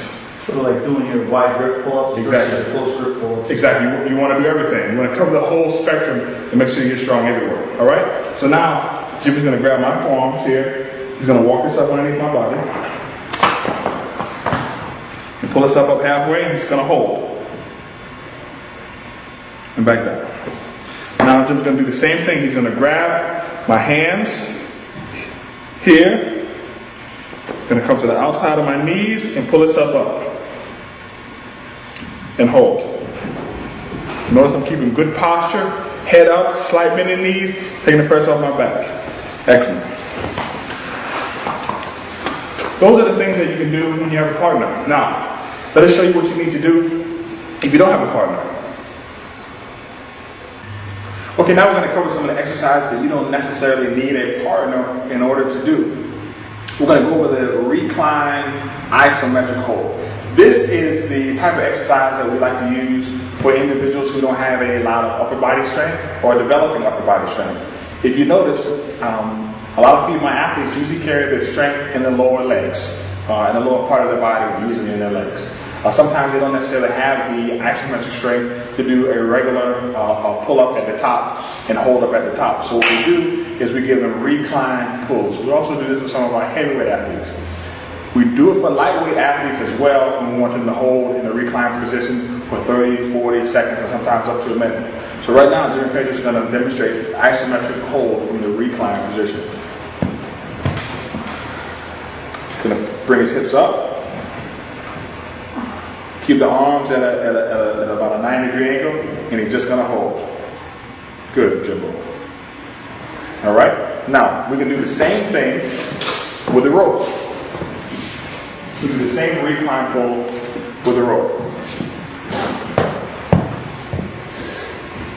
Boom. Okay? A good rope like this is minimal. Good job. Good job. Good rope like that, it runs you anywhere between sometimes $50 and $60. All right. If you need to know exactly where to find a rope like that, by all means, you can go to my website, www.righty.com, and enter in the contact information, or you can go to www.jimmypedro.com. We'll put you in the right direction in order to get your hands on an excellent rope so you can take that with you. Okay. The next thing you want to do, you can do just isometric hangs from the pull-up position. Just hang, not even pull up, just hang. Exactly. Just a nice hang. And then as you advance, move to about 90 degrees. Boom. And just hold. No pull-ups right now, we're working on isometric contraction. Excellent. I will do the exercises for yesterday.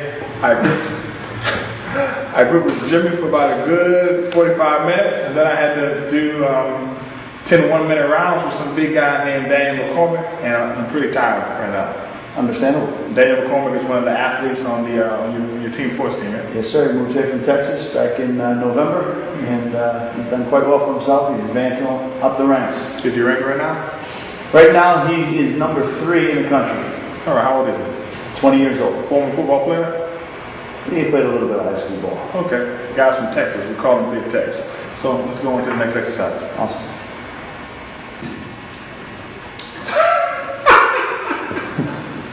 Jimmy Pedro, ladies and gentlemen. Cut that. Let's stop that one again. When you're doing these isometric exercises, what you really want to do is slowly build up so you can increase the time that you're doing the exercises. Recommend starting out at 15 seconds. Holding the same position here for 15 seconds, then taking a break, getting full recovery till you're ready to go again. You want to try to do about 3 sets of 15 to start, and eventually work your way up to 3 sets of 45 seconds or 3 sets of 1 minute goes. And that'll really help your grip strength. One thing you don't want to do is you don't want to go gung-ho with all these isometric holds, hangs, and pulls, because you see them and you're getting excited and you want to strengthen your forearms overnight.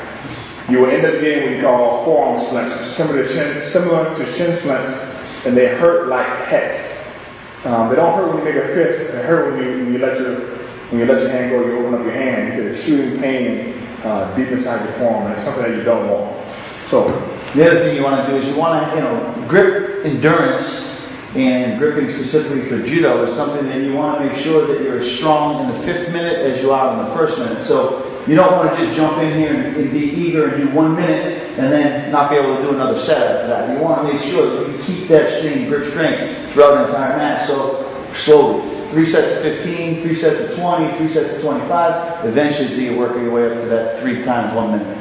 The other thing you want to do is you want to make sure that you grab various portions of the gi, not just the lapel, also the end of the sleeve.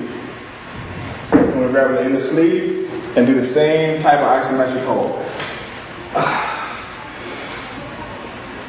Entirely different dynamic here when you're holding on to a sleeve versus a lapel. Your hands are in entirely different positions, and it's much more demanding. The sleeve grip is much more demanding of a grip than the lapel. It's going to be very difficult for some of your heavyweight athletes to do, so what you want to do is put them in the recline position. Sure. You also want to practice from everywhere, even from the armpit position, which is a little bit different too. Goodness gracious.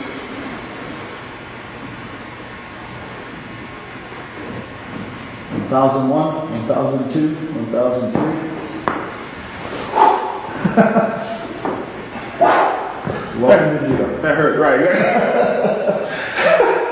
That hurt. You want to make sure you practice from the armpit position, you practice from the sleeve, you practice from the lapel, because you'll find out that just because you're good from the lapel doesn't necessarily mean you're good from the sleeve.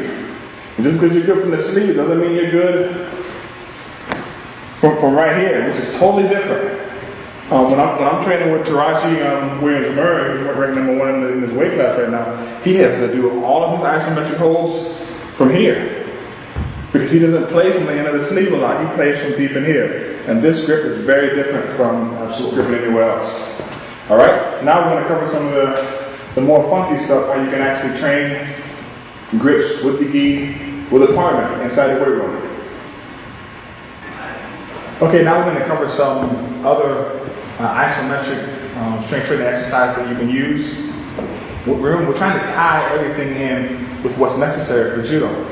If you looked at the grip underground grip fighting secrets video and the grip like a world champion DVD, you saw the grip breaking technique that Jimmy Pedro used when somebody grabs him deep on his back. He kind of slips in and rolls his shoulder and it comes out. Very difficult to hold that type of grip. So how we prepare our hands for that is, Jimmy's going to get down. Remember, different places on the cloth in judo requires different isometric strength, and they all have to be trained differently. So what you do is Jimmy's going to cross his arms across his chest, okay?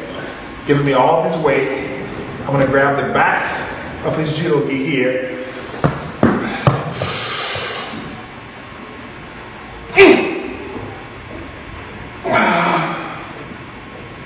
And just hold. Now, if you're partnered up with a person who's a heavyweight in your judo club, what you want to do is pull. Jimmy's going to put his hands on the ground, and I'm going to pull as hard as I can. And then when I'm lacking in strength, Jimmy's going to help me up a little bit with a small, slow push-up.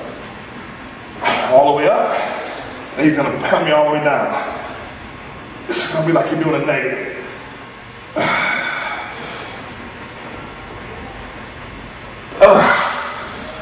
Thanks, Jimbo. All right. Goodness gracious. All right, and that's how you train isometric grip strength. I'm trying to give you some quick tips and tricks that you can use if you have a heavyweight partner with somebody who's lightweight, or vice versa. And you obviously wouldn't do all of these exercises in one training session. You'd incorporate these throughout the year. You do maybe 3 months of a specific type of exercise, then you change it up. The next 3 months you focus on the gi training stuff, specific weight room stuff. Exactly. You know, look at your judo program and your weight training program as food, and look at the exercises on this particular video like salt and pepper. Sprinkle as needed. And instead of, you get at the end of your workout, the end of your strength training workout, and rather than just go in and just do some bar curls or something like that for your wrist, incorporate some of this stuff as your grip strength training at the end of your workout. Excellent. Okay, now we're going to kick it up a notch. All right, remember, we went over what happens when someone grabs deep around the back, and this individual rolls his shoulder and then slips and gets out. Okay? Jimmy, explain what happens when you roll your shoulder and you do that. The gi gets tighter on the bottom. You tighten your gi and the gi gets shorter and tighter, and it makes it harder to hang on. Okay, now, Jimmy's going to do the same thing in the weight room. We're going to practice that same thing. Because sometimes when somebody really grabs a hold of you tight, and I'm not taped up right now, and Jimmy goes to roll and get out. You don't always get out as quick as you want to. Okay? And some people can hold on with the other lapel and here, and you go to roll out, and you don't make the roll. Even when the gi gets tight. Okay? There's certain situations and grip fight anyway. If you lose your grip for that 1 split second, you go home. Correct. Or you go into the second home, which is the rapid charge. That's like the home away from home. Not where you want to be. Exactly. All right, so Jim's going to get down. This time he's going to have his arms out wide. Okay? I'm going to pick him up, and then he's going to tighten his gi and then release his gi.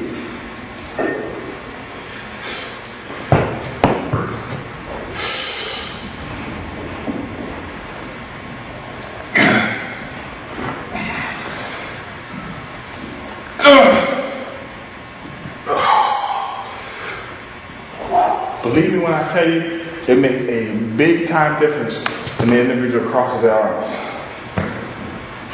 Give those a try. Okay, now we're going to move to our functional training portion of the workout. We just did some isometric exercises. Now, please understand that the exercises that we're providing you aren't the end-all be-all. They're simply a starting point for you to utilize and use your intelligence, your ingenuity, and add to your current training canon that you have in your particular school. So use these exercises, let your imagination run, and you'll be surprised. Some of the best exercises you come up with that you see are going to actually come from you. Absolutely. All right? Now, pull-ups. Now we've gone from the isometric hold to actually doing some pull-ups. Jimmy Fraser's going to do about just 3 to 5 movements right now. Full range of motion. Down. It's going to go all the way down and all the way up. All the way down and all the way up. He's not doing this short alligator arm stuff. All the way down and all the way up. Excellent. Okay? Great. We're going to do the same thing now with recline rope pulls, pull-ups. Going to grab the bottom of the rope, roll himself out. He's going to bring his hips up, hit 3 to 5 reps.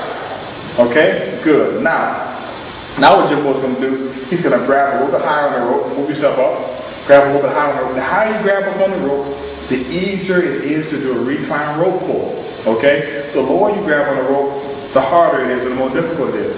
If you're working with an individual who is challenged, gravity challenge is what we call it, for a little bit heavy, you let them grab a little bit higher on the rope. Keep your hips up.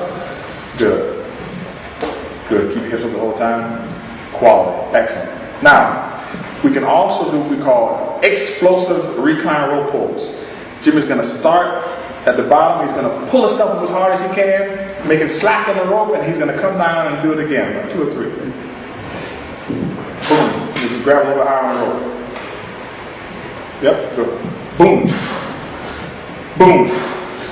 Boom. Excellent. That helps with the pulling power, and it also builds up some great grip strength on the way down, on the eccentric part of the movement. Okay, now we're going to bring the bar back. We're going to do recline pulls with the bar.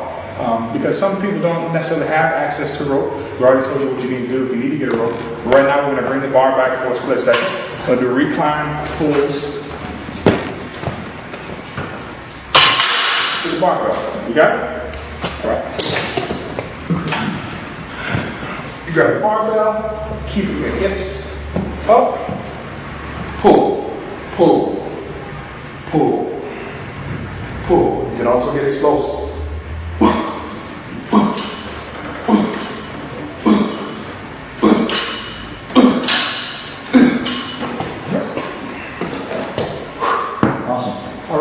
What would you do normally? How many sets of those would you do in a routine? And how many would you do it for time? Would you do it for a number of reps? Well, sometimes I like to do time limitation. I like to do 15 to 20 seconds.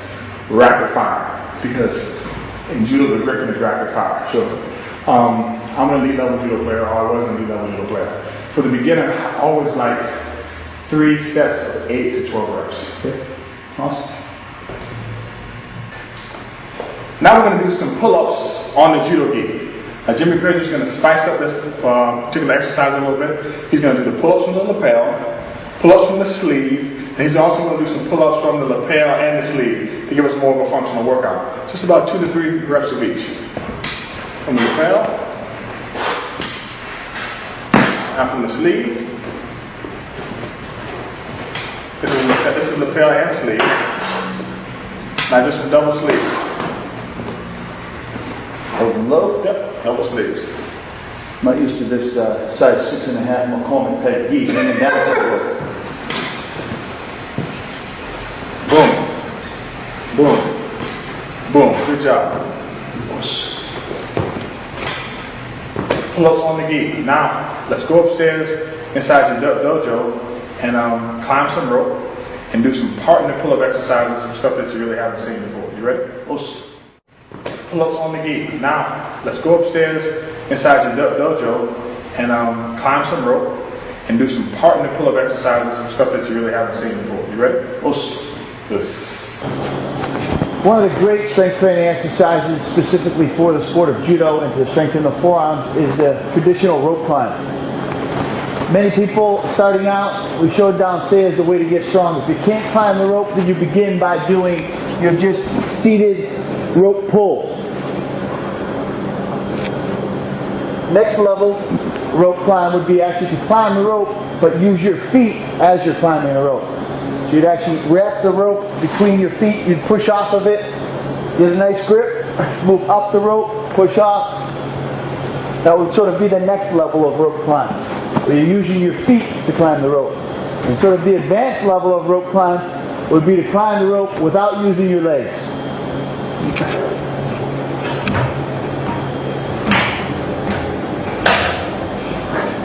And it's very important when you're coming down to also get the negative of the rope climb as you're coming down the rope. Advanced level rope climb.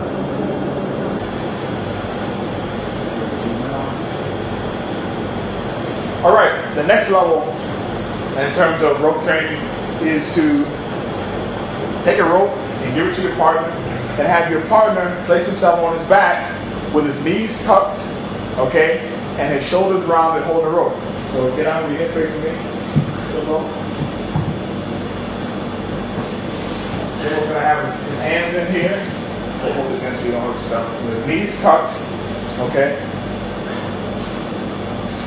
This is a tough exercise for both individuals.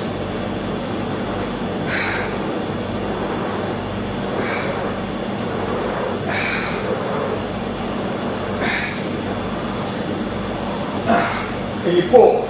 Okay? Now, I know some of you are saying, yeah, that's great, Rodney, but we don't have a rope. So, if you don't have a rope, just use your judo belt.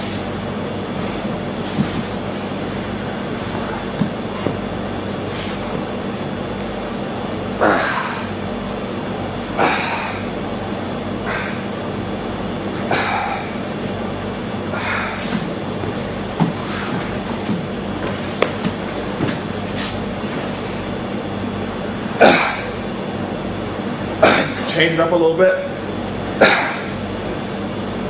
Now, if we want to make Jimmy heavier, okay, or seem heavier perceptibly, what we do is we put his legs straight out so that it increases the area of contact or the surface area of contact on the mat. Okay?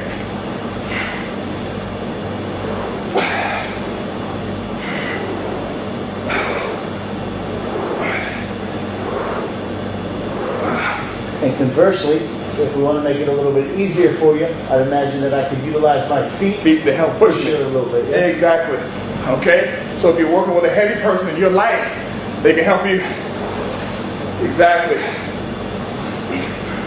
Like so. Now, if you want to make it even more difficult, to roll Jimmy to his stomach.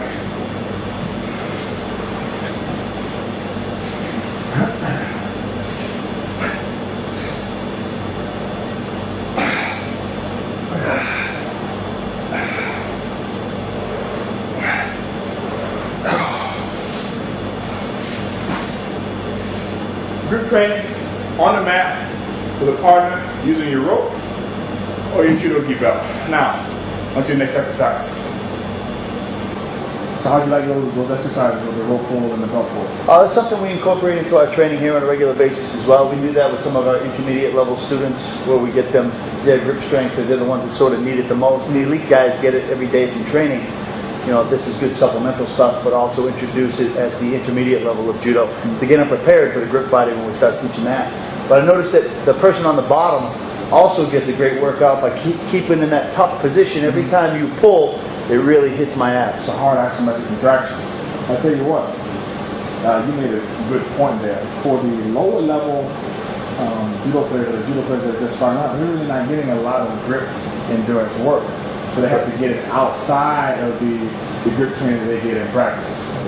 Because the focus at the basic and intermediate level of judo is focus on your technique, focus on the movements of judo. You don't get a lot of that hard ripping stuff that we get at the elite level, which you do randori for an hour straight.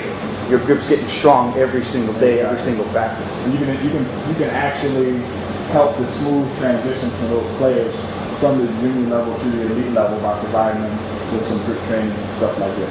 And we showed you both sides. We showed you what you can do if you have a gym membership. We showed you what you can do if you don't have a gym membership. We showed you some of the things that you can utilize if you have a couple of things at your disposal, such as rope training. And we also showed you what you can do when you just have judo practice and it's just you at a party. How you can just grab your belt and get some good pulling exercise in and just go. Working yourself up and down the mat a couple of times is good enough, especially when you're just beginning your grip training. Plus you're working outside, this is functional strength training. It's not just grip training. When you're sitting down pulling people, you're using all the muscles in your lats, you're using your lower back, you're making your whole body strong by pulling and dragging your partner down the mat. Okay, now we're going to do some of the functional grip work. Before we can do that, I just want to let you know that we could have been here for hours on end going over everything that we know. Jimmy has a sled downstairs in this particular facility that you can use if you want to do sled training instead of pulling somebody. If you're just by yourself, there are a plethora of pull-ups that we could have done, and we even use 2 belts sometimes. Where you pull both, you put a belt in each hand for the person, and a belt in each hand for the person who's pulling. You pull the belt, you grab, and then pull the belt like a rowing motion. There are a lot of things you can do, and we said this earlier. Utilize this particular videotape not as the standard for what you need to do, but as a launch pad for the ideas and exercises that you are going to incorporate in your program and that you are going to come up with through the process of ingenuity. All right, now onto the sport-specific exercises. Another fun exercise is what we call partner pulls. And not only does this help with learning the different of grip strength and body positioning, but it also helps the kids and your students learn the proper grip that they're supposed to hold in judo. Now, the objective of a partner pull is to try to pull your partner down the mat and prevent him from pulling you that way. Think of it as more of a tug-of-war game. It's a lot of fun, but it also teaches, like I said, teaches your students the appropriate grip. So we can do this from, students, please take a lapel sleeve standard grip. Hajime means begin, and we're going to try to pull one another down the mat. Ready? Hajime.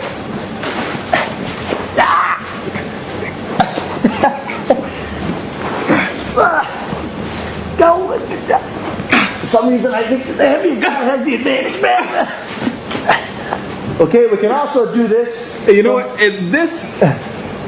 This drill is very good in finding the sweet spot in terms of when you're supposed to pull and when you're not supposed to pull. Because you got to really learn how to control control the other person's body, which is really the key to gripping. One of the keys to gripping is not only getting the grip that you want, so you can get off the throw that you want, but to change the other person into a car, and the grip or your grip becomes the steering wheel. You can take them wherever you want them to go. Ready to do it from a double lapel grip now. Double lapel, double lapel. And notice you over under. Ready? Over under. Go.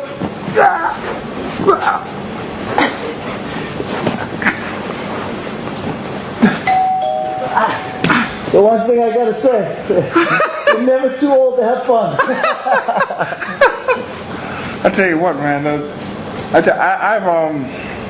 We're really getting to the end of this particular DVD, and I've been down here for a couple of days now. I tell you what, I've had a wonderful time working out with you, bro, and some of the stuff that I've learned. And it's working should be stressful, but man, working with you the past couple of days has been real fun, man. I appreciate it. It's been excellent. I don't mean to get too mushy and stuff. I'm not going to kiss you. I'm not going to kiss you. This guy drank my coffee though. By accident. I set my coffee down and he drank my coffee and he says, "Wow, man, is that my coffee or your coffee?" I said, "My coffee." He said, "It sure tastes good." I said, "Well, that's because my lips are sweet." Yeah. All right, the next one we're gonna go double sleeve. Okay, you ready? Hey! Oh, they want to catch pawns, okay? Yeah, okay, ready? Oh no, you grab it. I'll take the outside. You take the outside of that sleeve of both lefties. You ready? Yep. No, he cut me off the gate.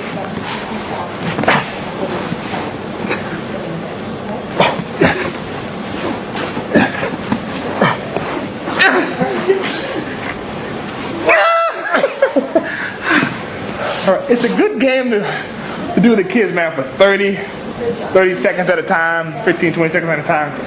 Excellent, especially when you're warming up in the beginning class. Absolutely.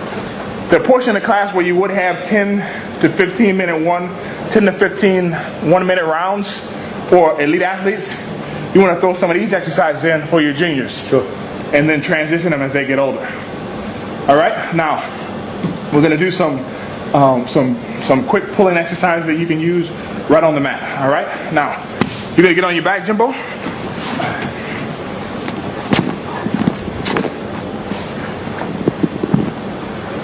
Jimmy's going to grab the end of my sleeves.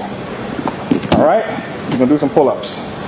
Boom, boom, boom. Now, same thing. I'm going to grab my lapels. I'm going to not round my back, but keep my back straight. Put my hands on my knees. We're going to do pull-ups from here. Now, this is very important, especially when you're an elite judo player. Good. And you're fighting against athletes from Korea, because they like to grab you. They like to grab you by the lapel and on the back of your neck and pull your head down. And if you've ever fought someone on the international level from Korea, you'll leave the judo tournament like this. And your friends will say hello to you and say, "How are you doing?" "I'm doing fine." And yourself, and you'll be walking around like this for a week. This particular exercise not only helps the person at the bottom, but also helps you keep good posture even when you have that pressure coming down on your neck. So to work on that posture, which is also a part of gripping, stagger your feet like you're fighting. Allow that person to get a grip.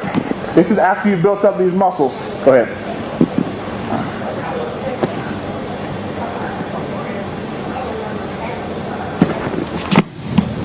Work on your posture as well. That way, most people get an opportunity to get in some good exercise. Now, we're going to do the same thing, but now we're going to utilize a different gripping position. I'm just going to grab my wrist. I'm going to do pull-ups from here. Boom. Just 1 or 2. Excellent. Now, I'm going to grab Jimmy's wrist. He's going to bend his arm. And now I'm going to do my pull-ups. Now, Jimbo's going to grab my hands here. I'm going to grab his hands here. He's going to pull up. And I can do the same thing. Now what we're going to do, we're going to throw some rotation in there while we're working on our grip strength. Go.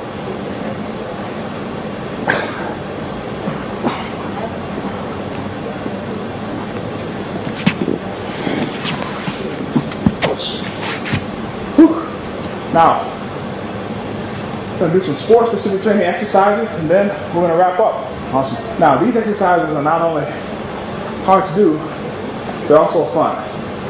Jimmy and I are going to go as hard as we can because we're not taped up.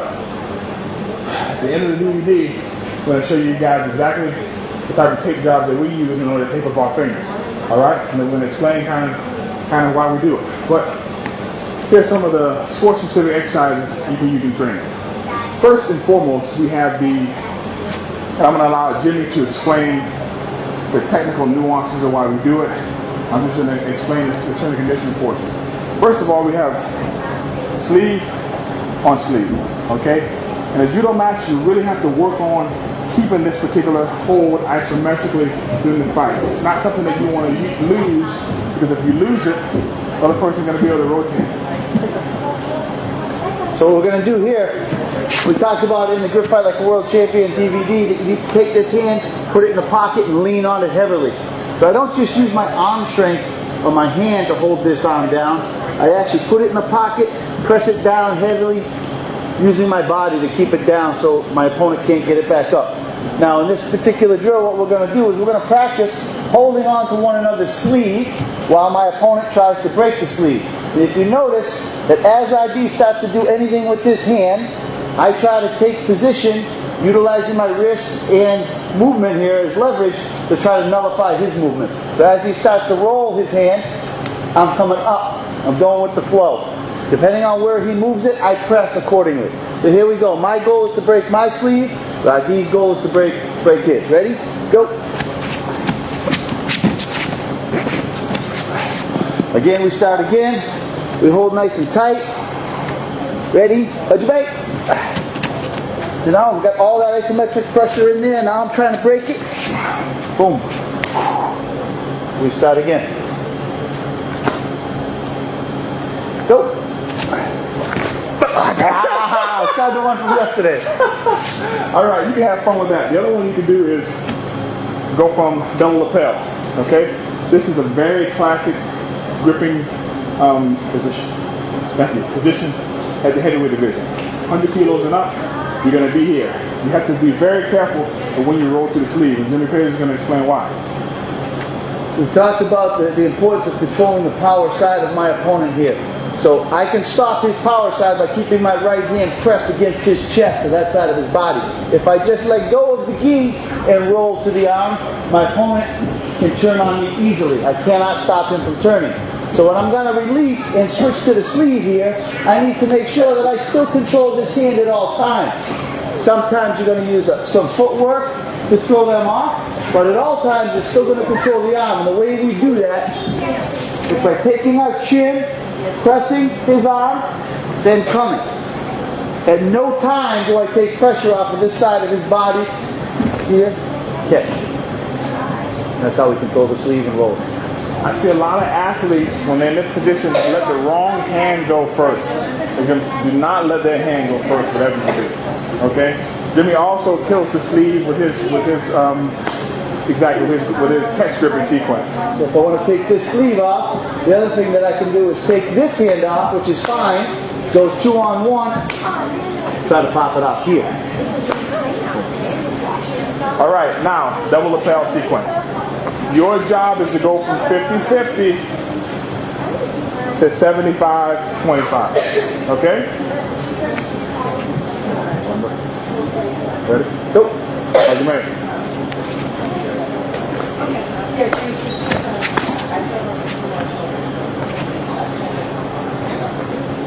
Good.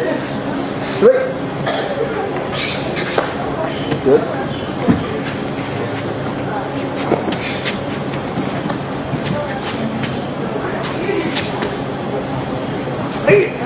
You're tired enough in the gym, man. I learned that from Nicholas Gill. When this hand goes over here, what you got to do sometimes, you got to stop from being able to move your arm and push down or pull back.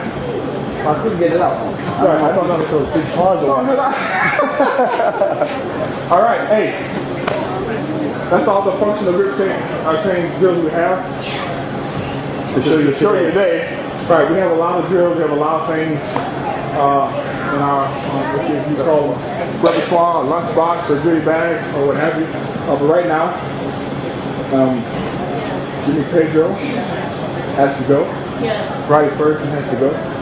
And it has certainly been a pleasure to show you some of our functional training exercises that we utilize in order to increase our grip strength and our grip endurance. Right now, as a matter of fact, Jimmy Pedro has a group of kids coming in to have a birthday party because as Jim Pedro's judo center, not only do you do judo, you also do what? We do birthday party, kids fun type activities, as well as we have camps, clinics, etc. here year round. And Jimmy Pedro is also doing consultations on the business side. So if you're thinking about starting out a martial arts judo club or judo center, he's available for consultation. I'm sure with a great job, but you're more than welcome to email him through his website portal, www.jimmypedro.com, and you can get in touch with him. If you need to get in touch with me, it's www.rhadi.com, and you can go to the contact section of my website. Thank you very much, and please continue to support our products, continue to support Jimmy Pedro's career on the mat, as well as the Grip to Win audio CD set, and the Grip Like a World Champion DVD and book set. And thank you very much for joining us. It's truly been a pleasure. Good luck with your training. One of the questions I get frequently and often is, number one, why do you tape your fingers? And then once I explain why I tape them, then I usually get, well, how do you tape your fingers? especially when I go to clinics and things like that. I teach little kids judo. They said, "Oh, did you break all your fingers?" And the answer is, I didn't necessarily break my fingers, but I've torn some ligaments in my fingers. If you take a look at some of these top ligaments here, they don't hold any longer. And these fingers always come out of joint. There's no ligament left to hold the finger in place. And if I stretch it past the point of comfort, it's going to hurt me for months. So therefore, what I do is I tape each and every one of my fingers prior to every single judo practice. What I normally do here is I split the tape in half, so I only have half a roll of tape. And you can do that just by taking the tape and starting getting going, split it in half, we're good to go. Now, anytime you want to stabilize one finger, you tape it to the other finger. So I start on my pinky always first. I wrap it around the pinky to protect it, and then what I do is I tape it to the next finger. I always keep a little bit of space in there because I don't really want my fingers so that they can't move. A little bit of space, I bring it all the way around, and then rip it. Now, I tape this one to this one because I'm trying to protect this knuckle right here. Okay? But I noticed, and I've learned early and often, that if I don't tape this one and the top of this one when they're next to each other, I'm going to get a big old blister in the middle. So what I do here is I tape the top of this finger.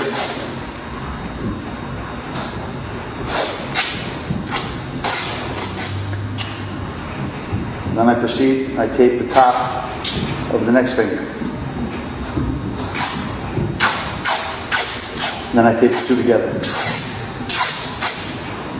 And you can see here I've got stability in my pinky. I also have stability in that top joint, so now they won't get torn. And I do the exact same thing to the other hand, only because I have the same problem with my other fingers. And if you notice the speed with which this can be done, it's been done quite a few times in my career. Again, so if you want to provide stability to your own finger, and that's how you go ahead and tape the fingers and protect them from getting injured further.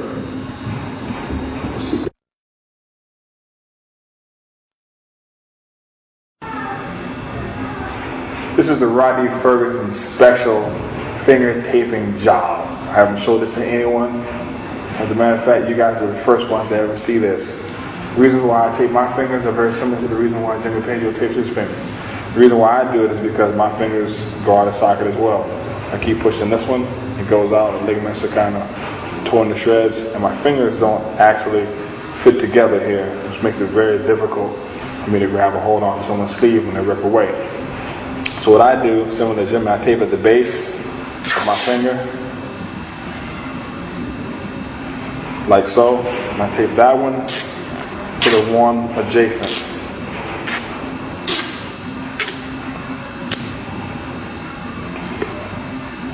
After I finish taping like that, because I have the spacing between my fingers here, I slightly bend this finger and bring that finger close and keep the space. But first what I do is, to make them press together, is I do the same thing.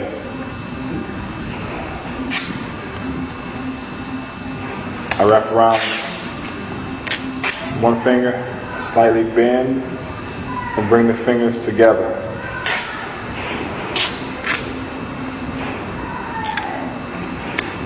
My tail. My fingers kind of stay in a bent-like position the whole time while I'm fighting. And I hold on like so. I have to do the same thing to the other hand. I don't really have the problems at the top of my finger joints like Jimmy does, because my grip fighting hasn't been as extensive over a long period of time. So my fingers aren't damaged so bad, but they still hurt, and I'll probably be arthritic when I hit 45. That's how I do it. Take care.